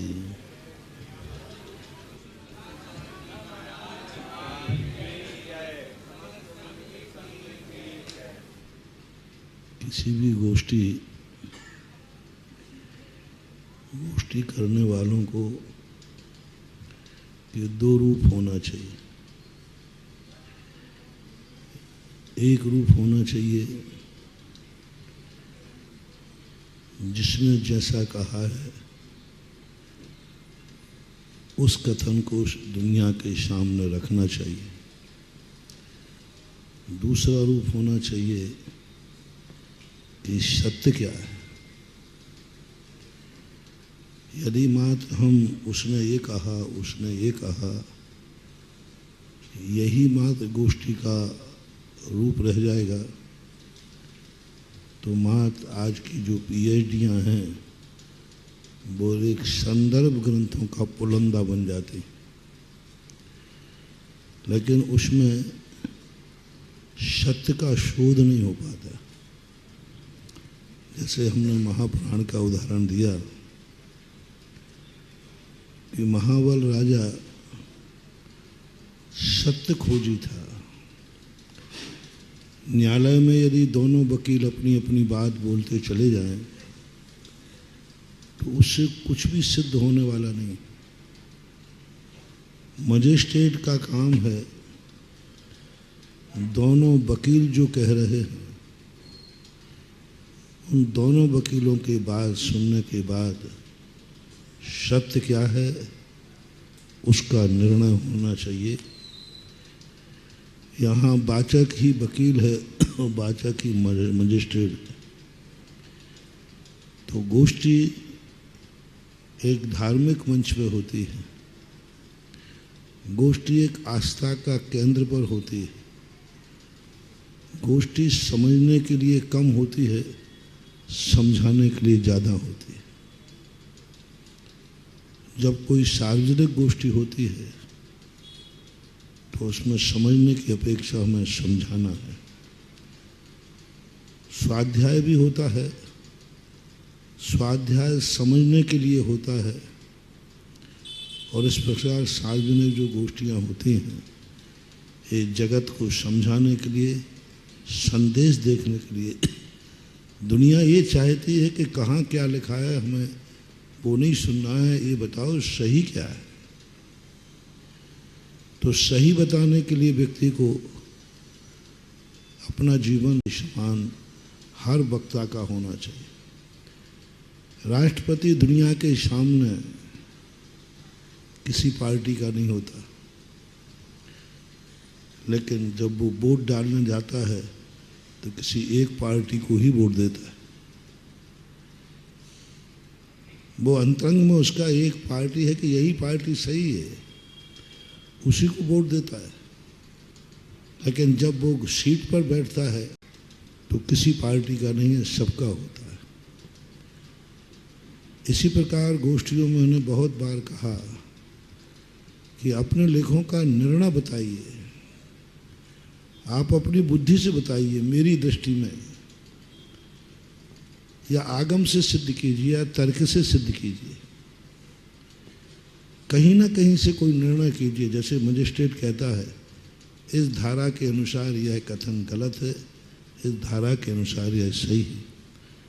हमें ये सिद्ध करना है लेखक के अंत में कि इस परंपरा के अनुसार यह सही है और मेरी दृष्टि से यह सही है। तो इस प्रकार के लेखों का सारांश आपने लिख दिया कि जैनागम में पार्श्वनाथ भगवान की प्रासंगिकता। तो जैनागम का अर्थ हमें समझना चाहिए कि जैनागम कहते किसे। पहले हमें जैनागम की परिभाषा बनाना चाहिए कि आप्त के द्वारा कथित जो वचन है वह जैनागम कहलाते हैं। पर एक लाइन में कहना चाहिए आप्त का स्वरूप क्या है, आप्त किसे कहते हैं। तो आप्त के स्वरूप में नाना प्रकार के लोगों ने अपने अपने ढंग से आप्त को चुना, लेकिन तुम्हारा खुद का पक्ष होना चाहिए कि आप्त किसे कहते हैं। दर्शन शास्त्रों की विधा मैंने जैनाचार्यों की देखी। न्याय शास्त्रों में सर्वार सिद्धि राजवार्तिक कारण सारे संसार के सभी मतों की बातें कह दी, लेकिन अंत में अंतरंग में उन्होंने आप्त को वही सिद्ध किया जो 18 दोषों से रहे थे। लेकिन अन्य लोग आप्त किसे मानते, ये बात उन्होंने कही। बौद्ध क्षणिकवाद मानते उन्होंने कहा, सांग कूटस्थ मानते, एक भी मत की बात को नहीं कहा। लेकिन अंत में उन्होंने निर्णय दिया और निर्णय तर्कपूर्ण था। निर्णय सिद्धि की कि आप्त द्वारा कथित आगम है, लेकिन आप्त कौन है, आप्त की सिद्धि क्या है। तो हमें ऐसे लेखों में जैनागम का अर्थ आपने कह दिया कि वहाँ। और सबसे बड़ी बात है, दिगंबर लेखक खुद श्वेतांबर को जैनागम मान रहा है और एक बार भी दिगंबर साहित्य को आगम शब्द से संबोधित नहीं किया। और एक बार धर्मचंद जी ने राज भारती या श्लोक भारती की गोष्ठी में इस तेलुए पढ़ना थी, उन्होंने कहा जैनागम में ऐसा आया है और दिगंबर साहित्य में ऐसा आया है। जैनागम में तो ये आया है और दिगंबर साहित्य में आया है। उस समय भी मैंने उनको टोका था, ठीक है आप श्वेतांबर हैं, आप अपने आगम को आगम कहने के अधिकारी हैं, लेकिन आप ये भी कहेंगे कि भाई आगम के दो भेद हैं, दिगंबर और श्वेतांबर। पर उन्होंने दिगंबर साहित्य शब्द का प्रयोग किया। और अभी हमने दिगंबर पंडित के मुख से सुना, उन्होंने भी श्वेतांबर को कम से कम 10 बार जैनागम बोला, लेकिन जैन शास्त्र बोला, साहित्य बोला। तो दिगंबर जैन आगम नहीं है क्या। और आगम की परिभाषाएं जब करते हैं तो हमें दोनों आगम को रखना चाहिए और आगम की फिर हमें प्रमाणिकता सिद्ध करना चाहिए। क्योंकि जैनागम श्वेतांबरों के पास है, उन्होंने नाम रखा है जैनागम, पर उनके किसी ग्रंथ के नाम पे आगम नहीं लिखा। भगवती सूत्र लिखा, कल्प सूत्र लिखा। हमारे यहाँ भी जन तरुए पंडित लिखा। आगम तो हमने जोड़ा है, हमारी श्रद्धा, हमारी आस्था ने आगम शब्द जोड़ा है। सटखंड आगम को हमारे यहाँ आगम कह देते हैं, उनके यहाँ किसी भी साथ के साथ आगम नहीं लिखा, लेकिन श्रद्धा ने आगम जोड़ा। वो आगम मान रहे हैं कि यही आगम है। दिगंबर तो साहित्य है। और लेख का जो था जैनागम में भगवान पारसनाथ की प्रासंगिकता, तो जैनागम का जो सूत्र है वहाँ हमें तुलनात्मक रूप जाना चाहिए और निर्णयात्मक रूप जाना चाहिए। आप अपने सिर पर नहीं ले सकते हैं तो आचार्यों के द्वारा कर ले सकते हैं कि फलाने आचार्य ने इस प्रकार की कथित बात को मान नहीं किया है और उन्होंने इस बात का निषेध किया है। दिगंबर साहित्य में भी दिगंबरों के जैसे पूछा गया कि श्वेतांबर साहित्य में क्या कहीं दिगंबर शब्द का प्रयोग आया है पारसनाथ आदि को, तो दिगंबर साहित्य में आया है। दिगंबर साहित्य में स्पष्ट नाम नहीं लिया, उन्होंने स्पष्ट किया जो केवली को कबलहारी मानते हैं, जो स्त्री मुक्ति मानते हैं सरवार सिद्धि के अंदर, ऐसा मानने वाले उन्होंने विपरीत मिथ्या दृष्टि नाम से घोषित किया। केवली को कबलाहारी मानना, केवली स्त्री को मुक्ति मानना, उन्होंने ये आगम में दिया है। अब हम यदि यही कह के छोड़ते हैं कि नहीं वो लोग एकांत स्त्री मुक्ति मानते हैं, भगवती सूत्र में या कहीं आया है, तो हमें ये भी देना चाहिए दिगंबर आमना में इसका स्पष्ट खंडन किया है कि स्त्री मुक्ति मानना मिथ्यात्व है।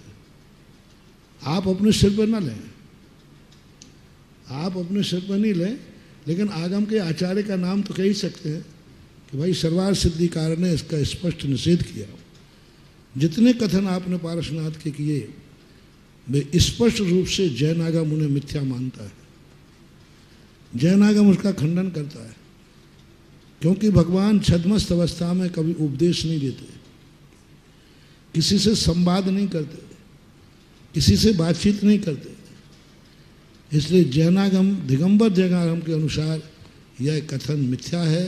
श्वेतांबर संप्रदाय वाले लोग इसको मानते हैं, लेकिन दिगंबर संप्रदाय इसको मिथ्या मानता है। और आचार्यों के नाम लिख दीजिए, आप अपने सिर पर नहीं लीजिए, आप पर कोई कोर्ट केस कर देगा, लेकिन आप रेफरेंस तो दे ही सकते कि भाई फलाने आचार्यों ने ये कहा। और वहाँ पर जाकर के जितने भी खंडन है, पूरा चरित्र जो है पारसनाथ का, जो सारे लोग आज पारसनाथ के ऊपर सुनने बैठे हैं तो वो अचंभित रह गए कि पारसनाथ इस प्रकार का विसंवाद था, इस प्रकार की स्थितियाँ थी, पारसनाथ इस प्रकार के वाद विवाद करते थे। और पार्श्वस्थ तो पार्श्वस्थ के संबंध में तो बिल्कुल भी जिसने भी लिखा हो, जिसने भी मान लो कहीं संग्रह भी किया हो, तो ये उनकी बहुत बड़ी नादानी है। कभी कभी हमें शब्दों के अर्थ भी जानना चाहिए कि पार्श्वस्थ और पार्श्वस्थ, क्योंकि पार्श्वस्थ के संबंध में, पार्श्वस्थ के संबंध में जैन शास्त्रों में सबसे विशद चर्चा पूज्यवर कुंद स्वामी ने अष्टपावड़ में की। पहली बार चर्चा की उन्होंने पार्श्वस्थ और पार्श्वस्थ, प्राकृत ग्रंथ हो और संस्कृत में पार्श्वस्थ बना। और वो पार्श्वस्थ या पार्श्वस्थ शब्द जो आया है वो पार्श्वनाथ से उसका कोई लेना देना नहीं, कोई दूर दूर तक लेना देना नहीं, वो तो निंदनीय है, अनंत संसारी है।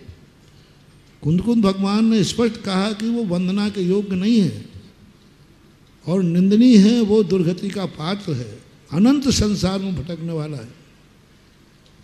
तो पार्श्वस्थ और पार्श्वस्थ शब्द से यदि हम पार्श्वनाथ ले लेंगे तो पार्श्वनाथ भगवान भी निंदनीय माने जाएंगे, पार्श्वनाथ भगवान की परंपरा निंदनीय मानी जाएगी।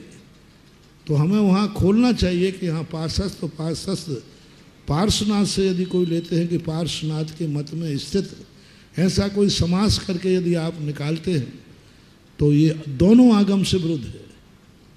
दिगंबर आगम में हालांकि श्वेतांबर साहित्य में पार्श्वस्थ और पार्श्वस्थ की कोई चर्चा नहीं की गई, उनके यहाँ पार्श्वस्थ शब्द का कोई प्रयोग नहीं किया गया। दिगंबर संप्रदाय में पार्श्वस्थ शब्द की चर्चा पूज्यवर कुंद भगवान ने और उसी का संक्षेप में भट्टकेर आचार्य महाराज ने मूलाचार में मात्र थोड़े समय की कुंद भगवान ने अष्टपावड़ में विस्तार से की।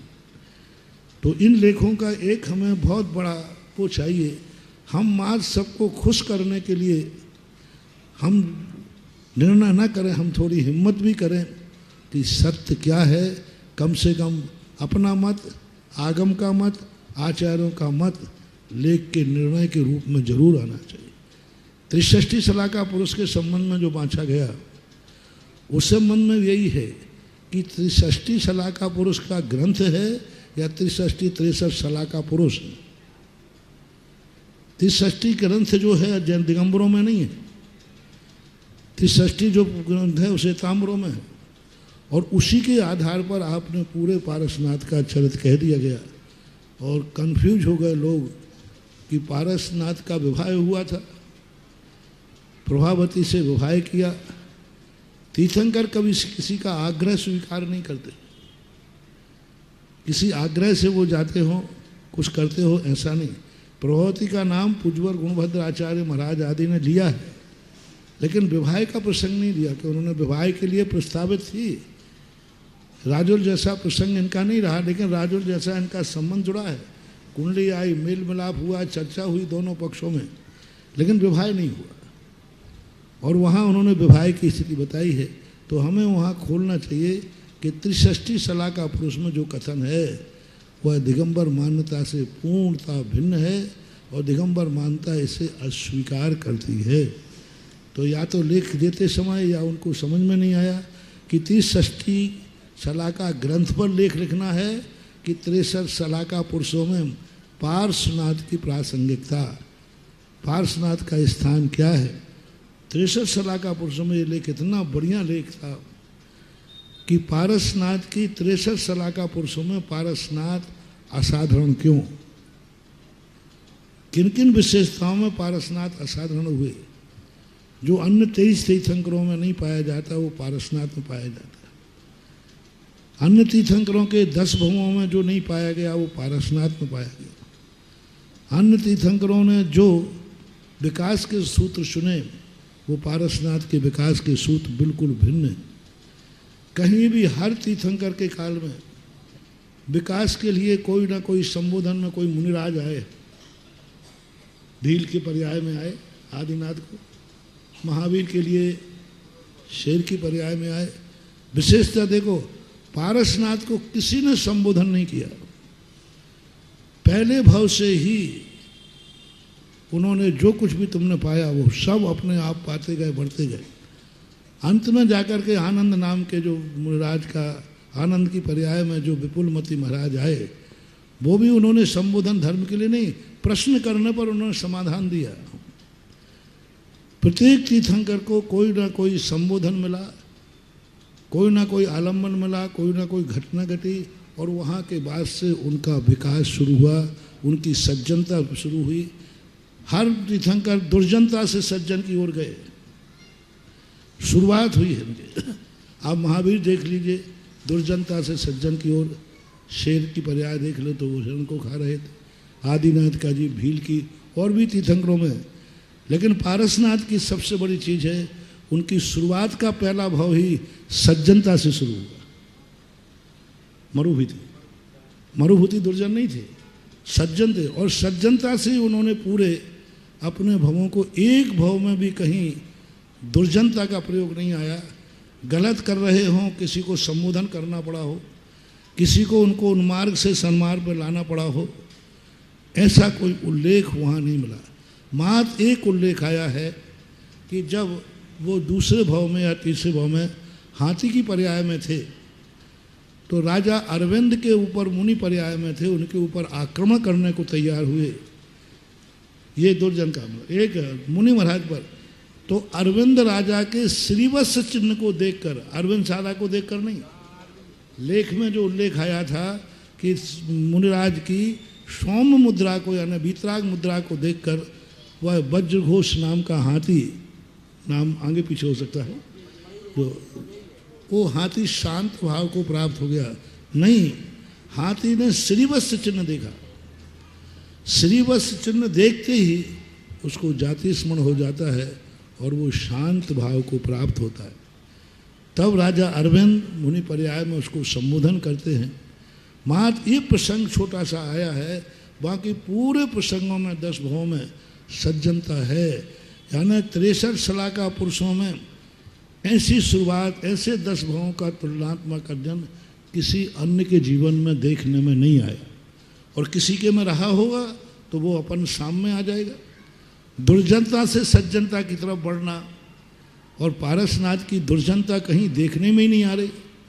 सीधी सज्जनता है। तो 63 शलाका पुरुषों में पारसनाथ का जो असाधारण व्यक्तित्व था, असाधारण उनके 10 भाव हैं, असाधारण उनके विचार क्रांति है, और 10 भाव तक एक ही जीव पीछे पड़ा रहा हो, एक ही जीव के खलनायक और मूल नायक 10 भाव तक एक ही चले हों, ये किसी तीर्थंकर के काल में नहीं हुआ। किसी भी 24 तीर्थंकरों के उत्तर पुराण में देखिए कि एक ही नायक और एक ही खलनायक दोनों 10 भाव तक एक साथ दोनों के भाव पे चलते हों।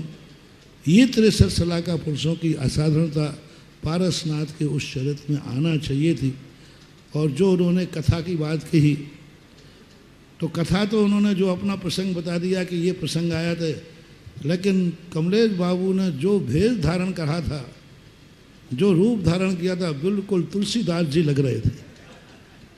वो ही सब पीले वस्त्र हैं, वही है, वो माला माला गटर माला भी, तो बिल्कुल लग रहे थे जैसे कि बिल्कुल उन्होंने कथा भली पारसनाथ की है, लेकिन वाचक से तो ऐसे लग रहे थे जैसे कोई वैष्णव दर्शन की कथा की शुरुआत हो रही हो। उसमें तुम्हारा दिग्गम में, उसमें तुम्हारा जैनत्व का भेष होना चाहिए था। कथावाचक पारसनाथ की थी तो तुम्हारा भेष भी एक ऐसे ब्रह्मचारी का भेष होता, एक ऐसे बटुक ब्रह्मचारी का भेष होता, ब्रह्मचारी नहीं, एक ऐसा भेष होना चाहिए था जिसको देख करके लगे कि ये जैन कथावाचक हैं। हमें किसी भी चीज के लिए प्रतिस्पर्धा करना है तो अपने स्वरूप को नहीं बदलना, अपने भेष को नहीं बदलना।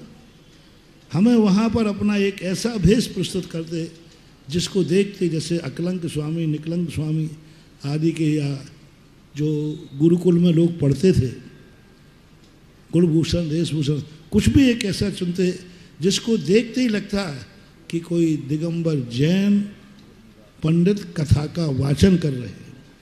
क्योंकि उस समय मैंने भी थोड़ा सा हुआ और किसी ने दिखाया कि इस प्रकार का, तो ठीक है, कथा शुरू हो चुकी थी। कथा के पहले पहुंचते तो हम टोक देते, अब कथा शुरू होने में बदलना थोड़ा सा कमलेश की भी प्रेस्टीज का सवाल था। तो इस प्रकार की चीज़ों पर हमें ध्यान देना चाहिए। और पांडुलिपियों के संबंध में जो विषय आया, पांडुलिपियों में मैं हर साल बोलता हूँ, आप मुझे लाके दो वो ग्रंथ कौन से हैं जो अभी तक अप्रकाशित हैं। मैंने जहाँ तक अध्ययन किया है, ब्यावर में भी पंडित जी थे, अरुण कुमार जी, इनसे भी वो ग्रंथ निकाले गए जिन ग्रंथों को पूर्व पंडितों ने विवादास्पद या मूल परंपरा को खंडित करने वाले विसंवादित ग्रंथ हैं, वे ही पांडुलिपियाँ अब प्रकाशन के रूप में छोड़ी गई हैं, जो अभी वर्तमान में हैं। कोई दक्षिण में पड़ी हो, कर्नाटक में, वो बात अलग है, लेकिन ऐसी पांडुलिपियाँ जिनमें विवाद, आजकल हमें ये भी शोध नहीं करना है विज्ञान जैसा कि हमें तो कुछ नया खोजना है, चाहे भली उससे सारे विश्व का नाश होगा तो हो जाए। हमें तो पोटेशियम साइनाइड का स्वाद बताना है, चाहे मरना पड़े तो मर जाए। तो ऐसी पांडुलिपियाँ भी हमें नहीं लाना है, क्योंकि पांडुलिपि हाथ से लिखी गई इसलिए प्रमाणिक है। हाथ से लिखे हुए भी कुशास्त्र हैं, वो पांडुलिपि है, क्योंकि विचारों में भिन्नता बहुत रही है। तो ऐसे ऐसे शास्त्र भी, त्रिगुणाचार्य जैसे शास्त्र, क्या ये पांडुलिपि में मिल जाए तो क्या प्रकाशन के योग्य था? उस समय कहा, विवाद हुआ, विसंवाद हुआ कि ये ग्रंथ प्रकाशित न किया जाए, लेकिन बस उसी खोजी ने साहब मेरे लिए नई पांडुशिल मिली है।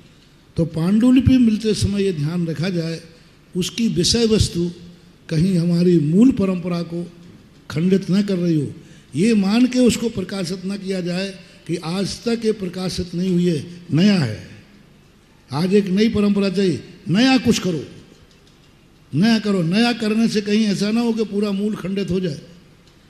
तो वो पांडुलिपियाँ बहिष्कृत हुई हैं विद्वानों की दृष्टि से।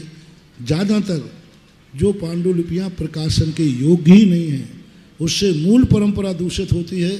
आज के लोगों के मन में भ्रम पैदा होता है, संदेह पैदा होता है, इस पर भी विचार किया जाए। और ऐसी पांडुलिपियाँ भी मैं आज तुम्हें संदेश देता हूँ, लेखिका को भी और आप लोगों को भी, कोई भी भारत में ऐसी पांडुलिपि हो जिसके अंदर की विषय की वस्तु विवादास्पद ना हो, वो तुरंत लाए। मैं सम्मान के साथ बहुत बड़ी जनवाणी का अवभाग्य मान करके उसको तुरंत प्रकाशित करने के लिए, संपादन के लिए सारी जिम्मेवारी लेता हूँ।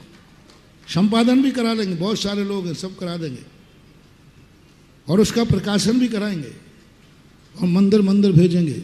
बस यही है कि उसकी प्रमाणिकता होना चाहिए। कहीं ऐसा ना हो कि हमारे पूर्व पुरुषों ने मेहनत करके उस पांडुलिपि को गौण करके छुपा दिया और हम उसी जहर को खोल उठा करके और नए वैज्ञानिक बनने के नाम पर उठा के लाए और प्रकाशित कर दिया, तो ये बहुत बड़ा दोष है। क्योंकि जब सब चर्चा आती, जहाँ जहाँ की पांडुलिपियों का नाम लिया, मैंने सबको संदेशा भेज दिया, भेजो वो पांडुलिपियाँ।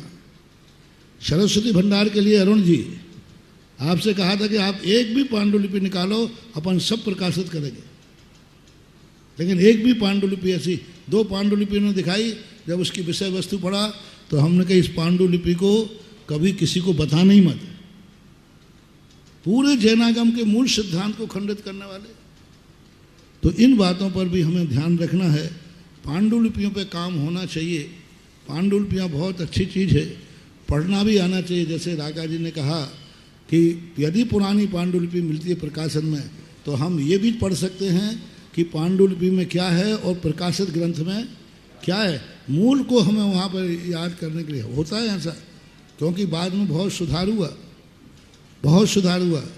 जैसे अभी पांडुलिपि की बात कही, पाप पुण्य सब नाश कर पायो केवल राज सकुच, उसके तो वहाँ पांडुलिपि देखी गई तो उसमें पाप पुंज सब नाश करता। लेकिन सारी दुनिया को क्या मालूम है, वही चलता रहा, पाप पुंज निकला। जब पांडुलिपियों को देखा गया प्रवचन सार की चारे चूलिका को दक्षिण भारत में, विश्व प्रसाद जी थे तब उनसे बात हुई, तो जब वहाँ जाके देखा गया तो वहाँ शुद्ध अवकाशो नास्ति, शुद्ध का अवकाश नहीं है, लेकिन वहाँ लिखा है शुद्ध का अवकाश अस्ति। तो ये ऐसे काम आते हैं तो बहुत बड़ी चीज़ है। जैसे मंगलाष्टक के अंदर में, मंगलाष्टक समन्वय के नाम से चल रहा है, अरहंतो भगवंत इंद्र महिता। जब पांडुलिपि देखी गई तो उसमें है ही नहीं ये शब्द। ये श्वेतांबरों की पांडुलिपि में है। श्वेतांबरों की पांडुलिपि में अरहंतो आता है।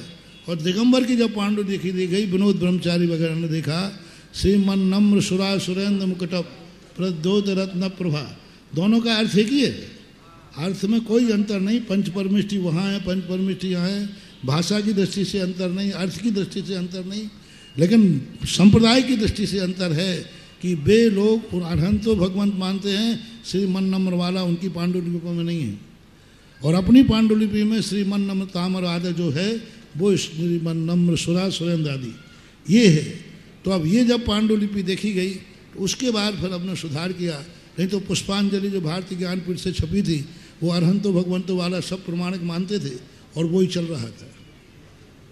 लेकिन पांडुलिपि दिखवाने पर ये बात सामने आई कि नहीं, ये अरहंत वाला जो है ये श्वेतांबर है और श्री नम्र सुरासुंद वाला दिगंबर है।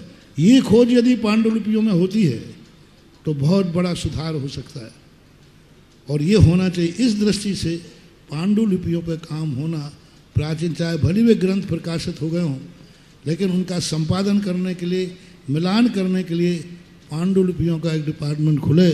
मैंने तो श्रीमन संस्कृत संस्थान के अंतर्गत कहा था, बनारस जी समय थे, कि आप यदि ये काम कराना चाहें तो अपने संस्थान के अंतर्गत इस काम की शुरुआत करें।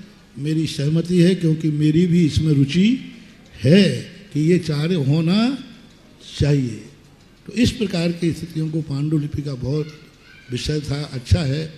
और दूसरा जो वादिराज और रयुग्य के ये 2 लेख एक साथ अलग अलग राइटर के थे, अलग अलग लेखक के थे। इनमें कुछ विशेषताएं ऐसी दे दी गई उसमें जिनकी प्रासंगिकता में हमें कुछ ऐसे तत्व भी आए, जैसे वादिराज वाला का था, रयुग्य वाले का तो कुछ उस सामाजिक उस काल का प्रभाव क्या पड़ा, गुणभद्राचार्य का काल, वादिराज का काल और उनके, क्योंकि हर लेखक में उस काल की परिस्थितियों का प्रभाव पड़ता है।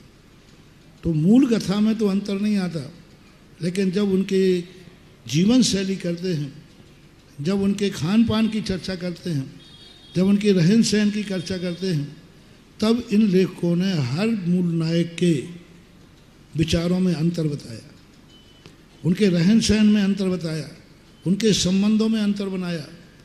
तो वो भारतीय संस्कृति के अनुसार क्या अंतर आया, क्या अंतर दिया, उस अंतर को स्पष्ट करते हैं तो हमें पता चले कि रयुगु ने और व्याधिराज आदि इन दोनों ग्रंथों को क्यों अलग लिखना पड़ा, क्या जरूरत थी। जैसे प्रातःकाल हमने कहा था कि इसलिए नहीं लिखना पड़ा कि समय बिताने के लिए करना है कुछ काम, शुरू करो अंताक्षरी लेके प्रभु का नाम, कि चलो अब क्या करें, काम धंधा कुछ है नहीं तो प्राकृत से संस्कृत करो, संस्कृत से फिर अपभ्रंश करो, फिर हिंदी करो, और फिर अब बैठे बैठे क्या करें, हिंदी की फिर संस्कृत करो। हाँ, यही हो रहा है। अब पहले प्राकृत से हो रहा है हिंदी, अब क्या कर रहे हैं लोग, हिंदी से फिर संस्कृत प्राकृत की तरफ जा रहे हैं।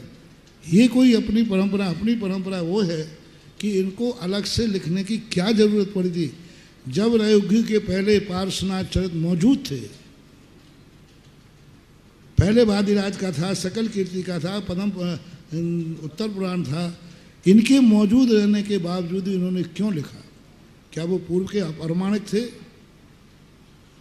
क्यों लिखना पड़ा इनको नया?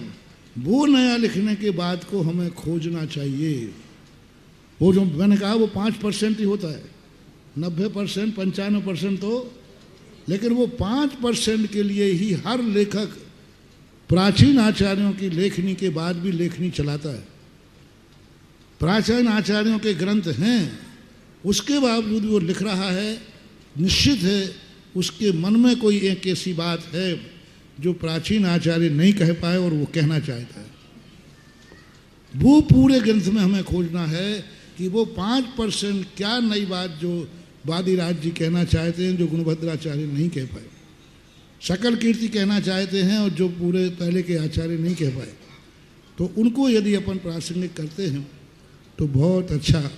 और सकल कीर्ति का जो आखिरी लेख था कि प्रासंगिक था कि सकल कीर्ति महाराज के संबंध में पार्श्वनाथ भगवान का जो रूप, इनके संबंध में भी बहुत सारा विस्तार है, लेकिन अंत में जो तुलनात्मक कर दिया विशेषताओं का, उससे लेख की एक बहुत अच्छी खोजपूर्ण दृष्टि बन गई कि उनकी विशेषता, सकल कीर्ति की विशेषता क्या है, वादिराज की विशेषता क्या है, गुणभद्राचार्य की विशेषता क्या है। ऐसा यदि लेख में करते हैं तो उपलब्धि हो जाती है। तो गोष्ठी में हमेशा इस बात का हमें ध्यान रखा जाए, कहीं ऐसा ना हो जैसे कि अध्यक्षी भाषण में एक आज बहुत अच्छी बात कही, कोई भी चर्चा करो सम्यक की हानि ना हो जाए, कोई भी चर्चा करो मूल की हानि नहीं हो जाए।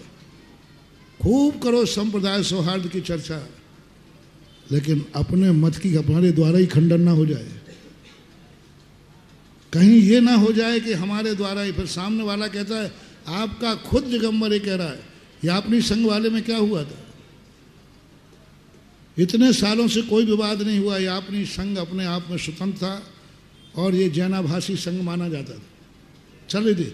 लेकिन एक दिगंबर जैन महिला ने एक PhD करके और सारे आचार्यों के आगम को, वो तो कह ही रहे थे कि सारा आगम हमारा है, कोई उसको मान नहीं रहा था। हर व्यक्ति कहता है, विरोधी तो कहेगा, विरोधी तो कहेगा कि तुम कुछ भी नहीं हो, मैं ही सब कुछ हूँ। हर संप्रदाय वाला ये कहता है मैं ही अनादि अनंत हूँ, बाकी सब जड़े गए। जैसे बीच में जय कुमार ने कहा था कि उसी कथा में तुम मानते हो कि श्वेतांबर धर्म की उत्पत्ति हुई, वे मानते हैं कि नहीं उसी में दिगंबरों की उत्पत्ति हुई, कपड़े पहनने नहीं मिले सो नंगे हो गए। और तुमने क्या लिखा, दिगंबरों ने क्या लिखा, खाने नहीं मिला सो। तो एक ही कथा से वो है। तो हर व्यक्ति अपनी बात कहता है, और उसमें जो बात आना चाहिए थी कि वस्तुतः श्वेतांबर संप्रदाय लोग कब मानते हैं कि दिगंबर और श्वेतांबर दोनों मान्य थे। जैसे एक लेखक ने बात कही थी अभी, समन्वय की बात, कि सम्मान एक दूसरे का होता था। सम्मान किसका? व्यक्ति का। सांप्रदायिक सहिष्णुता का अर्थ ये नहीं है कि हम सत्य और सत्य को मिला के एक कर दें। सांप्रदायिक सहिष्णुता का अर्थ है तुम्हारी मान्यता ये है, हमारी मान्यता ये है, बस दोनों ठीक है, अपनी अपनी बात मानो। सत्य को समर्थन कर देना, एक दूसरे को सम्मान देते थे, धर्म के नाम पर नहीं, सत्य के नाम पर नहीं। यदि धर्म और सत्य के नाम पर सम्मान होता तो पूज्यवर पूज्यपाद स्वामी स्पष्ट रूप से उन्हें विपर्य मिथ्या दृष्टि में नहीं रखते। सत्य के नाम पर नाम, दुनिया में कौन व्यक्ति है जो केवली को कबलाहारी मानता है? विजय बाबू, केवली को कबलाहारी मानने वाला कौन सा संप्रदाय है? मात एक ही है। और यदि सांप्रदायिक विनय था, एक दूसरे का सम्मान करते थे, एक दूसरे का सम्मान यही है कि हमें व्यक्तिगत कोई बुराई नहीं, हम व्यक्तिगत मिलेंगे, सब संप्रदायों के साथ बैठेंगे उठेंगे, सबको आशीर्वाद देंगे, सब वार्तालाप करेंगे, ये सम्मान था। लेकिन सत्य के संबंध में सम्मान था कि नहीं, दिगंबर भी सही है, श्वेतांबर भी सही है, क्योंकि सचेलक और अचेलक दोनों प्राचीन परंपराएं एक समय से चली आई। सचेलक और अचेलक की परंपराएं अनादिकाल से चली आई हैं, अनादिकाल से चली आई हैं। लेकिन गृहस्थ, श्रावक और मुनि के रूप में, जैसे हमारे एलक, क्षुल्लक, ब्रह्मचारी, आर्यिकाएं सचेलक है, इनको सबस्त्र ही कहा है। सचेलक और अचेलक जो परंपराएं चल रही हैं, ये परंपराओं का अर्थ ये कदापि नहीं लेना कि दिगंबर और श्वेतांबर एक मिलके चल रहे हैं, दोनों एक दूसरे का सम्मान कर रहे हैं। वहाँ सचेलक को, हमारे यहाँ सचेलक का विरोध नहीं है, हमारे यहाँ सचेलक होकर के भावलिंगी मुनि मानना, मुक्ति मानना, इसका विरोध है, ना कि सचेलक पहने का विरोध है। वस्त्र तो तुम भी लोग पहने हो, तो हमारा तुमसे कोई विरोध थोड़ी।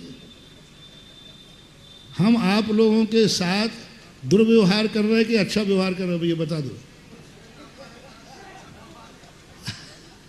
अच्छा व्यवहार है, लेकिन इसका अर्थ थोड़ी कि हम तुम्हें वस्त्र से, हम मुनि से मोक्ष जाएंगे, विजय बाबू तुम टोपी में भी मोक्ष चले चल रहा है, दोनों चलेंगे। हम दिगंबर में जाएंगे, दोनों मत मान रहे हैं, दिगंबर से भी मुक्ति है और टोपी से भी मुक्ति है, ये समर्थन कर देंगे तो फिर वैनिक मिथ्यात आ जाएगा। हाँ, कोई मिथ्या दृष्टि है, कोई दूसरा, उससे हमारा कोई द्वेष नहीं, बराबर अच्छा व्यवहार करेंगे, भाईचारे का व्यवहार करेंगे, भाईचारे का व्यवहार करेंगे, द्वेष नहीं करेंगे, कोई प्रकार की आपत्ति नहीं, लेकिन सिद्धांत से समझौता नहीं करेंगे। और ये जो चेलक अचेलक की परंपरा, जो एक नाम बताया था ग्रंथ का, उन्होंने लिखा, बहुत प्रमाणिक ग्रंथ है, वो मैंने भी देखा, प्रमाणिक नहीं है, पूर्णतः वैनिक है। वहाँ दोनों को खुश करके लिखा गया, तुम भी ठीक हो, हम भी ठीक है। हमेशा गलत व्यक्ति अच्छे व्यक्ति से कहता, भाई देखो हम आपका विरोध नहीं कर रहे, आप हमारा नहीं करना। गलत आदमी तो चाहते ही कि हम आपका विरोध नहीं कर रहे, दिगंबर से भी मोक्ष है, आप भी बोल दो ना कि श्वेतांबर से भी मोक्ष है। वो ये बात को कहने को तैयार है, मेरी भी चर्चा हुई एक दो बार, बोले महाराज जी हम दिगंबर मंदिर में आने को तैयार हैं। जब विमान जी निकलते हैं मंदिर, हम दिगंबर मंदिर को नमस्कार करने को तैयार हैं, हम दिगंबर मुनि को मानने को तैयार हैं। बस आप ये कह दिए हम श्वेतांबर मंदिर को मानने को तैयार हैं, हम श्वेतांबर गुरु को मानने को तैयार हैं, इतनी सी आप बोल दो, बस समझौता हो जाएगा। बस इतनी सी आप बोलना। हाँ, वो कह रहे हम दिगंबर का बिल्कुल विरोध नहीं करेंगे, दिगंबर बहुत अच्छे हैं, भगवान भी बहुत, हम भी इसी मंदिर में आएंगे, भगवान की पूजा करेंगे, दिगंबर में कुछ भी नहीं करेंगे, पर आपको भी बस जो सम्मान हम दिगंबर मूर्ति को दें, वही सम्मान आप श्वेतांबर मूर्ति को दीजिए। समन्वय की तो यही नीति है, कर लिया जाए समझौता। फिर मेरे पूज्य धर्मसागर महाराज जी ने कहा था, जब दिल्ली के अंदर ये बात आई कि हम कैसे समन्वय करें, तो पूज्यवर धर्मसागर महाराज हमारे बहुत सीधे थे, लेकिन दो टूक बोलते थे। उन्होंने कहा देखो भाई, समझौता तो जब हो तो पहले तो तुम बताओ तुम सही हो या मैं सही हूँ। मैं तो कह रहा हूँ मैं सही हूँ, तुम कह रहे हो मैं सही हूँ, तो या तो हम कपड़े पहने या तुम कपड़े उतारो। तो मैं तो कपड़े पहनने वाला हूँ नहीं, क्योंकि मैंने तो जिंदगी में उतारने का, पहनने का, लेकिन तुमने अभी उतारने का नियम नहीं लिया, क्योंकि बदलने के लिए तो उतारते ही हो।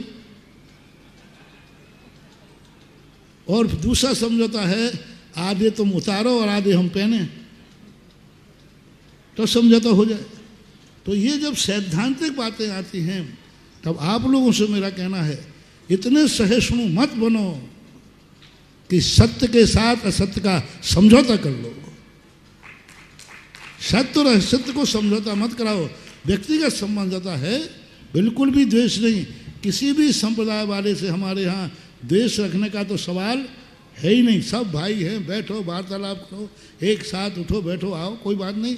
लेकिन सत्य की बात जब आएगी तो हम उस ग्रंथ को प्रमाणिक नहीं मान सकते हैं जो ये कहे कि वस्त्र वाला निर्वस्त्र वाला दोनों मोक्ष मार्ग प्रमाणिक हैं, दोनों मोक्ष मार्गों से मुक्ति है, दिगंबर से भी मुक्ति है और सग्रंथ भी मुक्ति है। ऐसा मानने वाला जो है ये अच्छा लगता है बस, लेकिन ये पूज्यपाद स्वामी के अनुसार वैनिक है।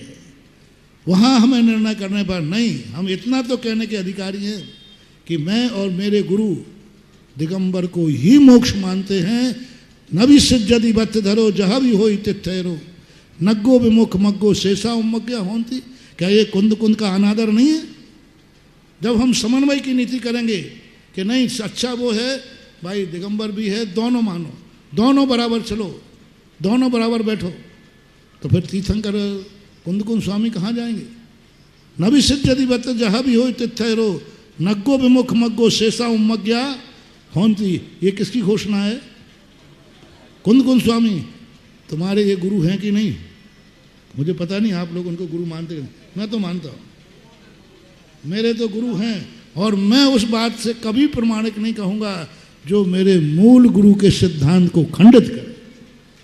तो लेखों के अंदर इतना समन्वय ना हो कि सत्य का साथ असत्य के समन्वय नहीं होता है, होना भी नहीं चाहिए। और इसके लिए प्रमाणिक, सबसे बड़े प्रमाणिक पूज्यपाद स्वामी ने डंके की चोट पर स्पष्ट कहा कि नहीं, जो उनकी मान्यता हो सकती है लेकिन इस पर सत्य की सील नहीं लगाई जाती। उसकी हम प्रशंसा नहीं कर सकते हैं। तुम लोगों को अच्छा लगता है, देखो कितना सौहार्द है, सावेक है, सर्वधर्म सम्मेलन, सब ये सांप्रदायिक सौहार्द होना चाहिए, सहिष्णु होना चाहिए, आज की ज़रूरत है।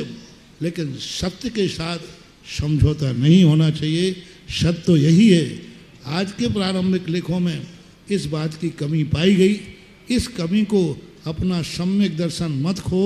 जो आपने खुद कहा है कि सम्यक दर्शन की हानि ना हो और फिर दूसरे मत की चर्चा करने में कोई बाधा नहीं है। इसमें तो सम्यक की हानि हो रही। दोनों परंपराएं एक थी, सग्रंथ और निर्ग्रंथ दोनों एक समान थे, कभी नहीं रहे, कभी नहीं रहे,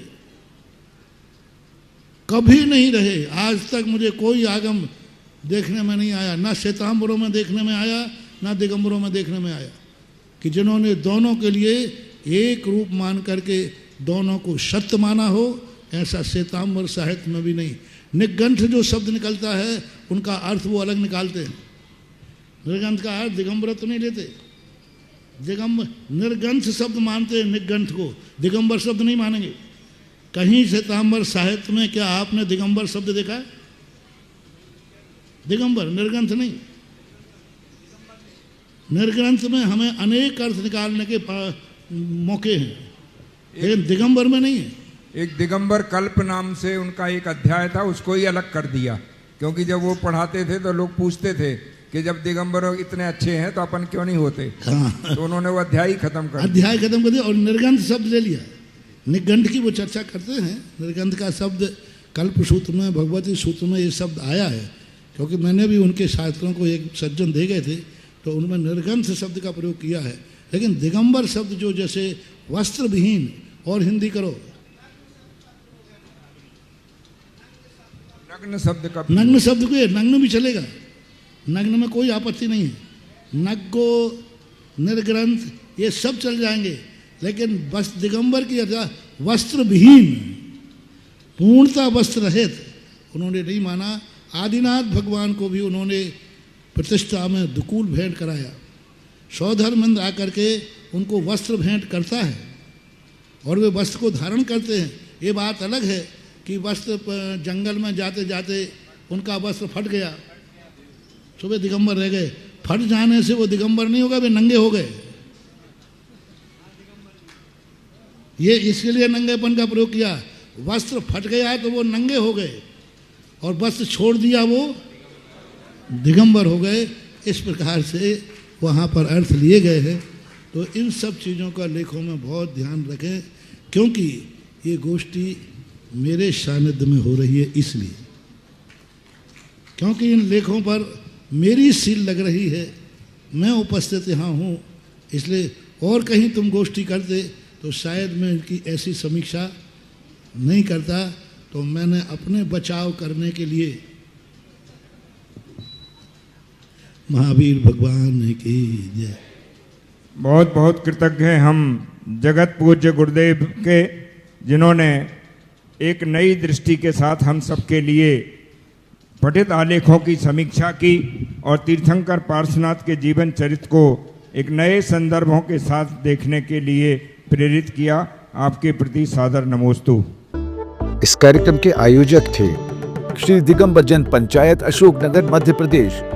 श्रीमान मनोज कुमार जैन, श्रीमती कविता जैन, श्रीमान सिद्धार्थ जैन, श्रीमती आकृति जैन, मनु जैन, भुवी जैन, स्वराज ट्रैक्टर्स परिवार, गुना। श्रीमान अशोक गांधी, श्रीमती इंदु गांधी, श्रीमान जिनेश गांधी, श्रीमती सुषमा गांधी, श्रीमान प्रदीप गांधी, श्रीमती सुमन गांधी, श्रीमान आनंद गांधी, श्रीमती रानी गांधी, श्रीमान राजेश गांधी, श्रीमती दिव्या गांधी एवं समस्त गांधी परिवार।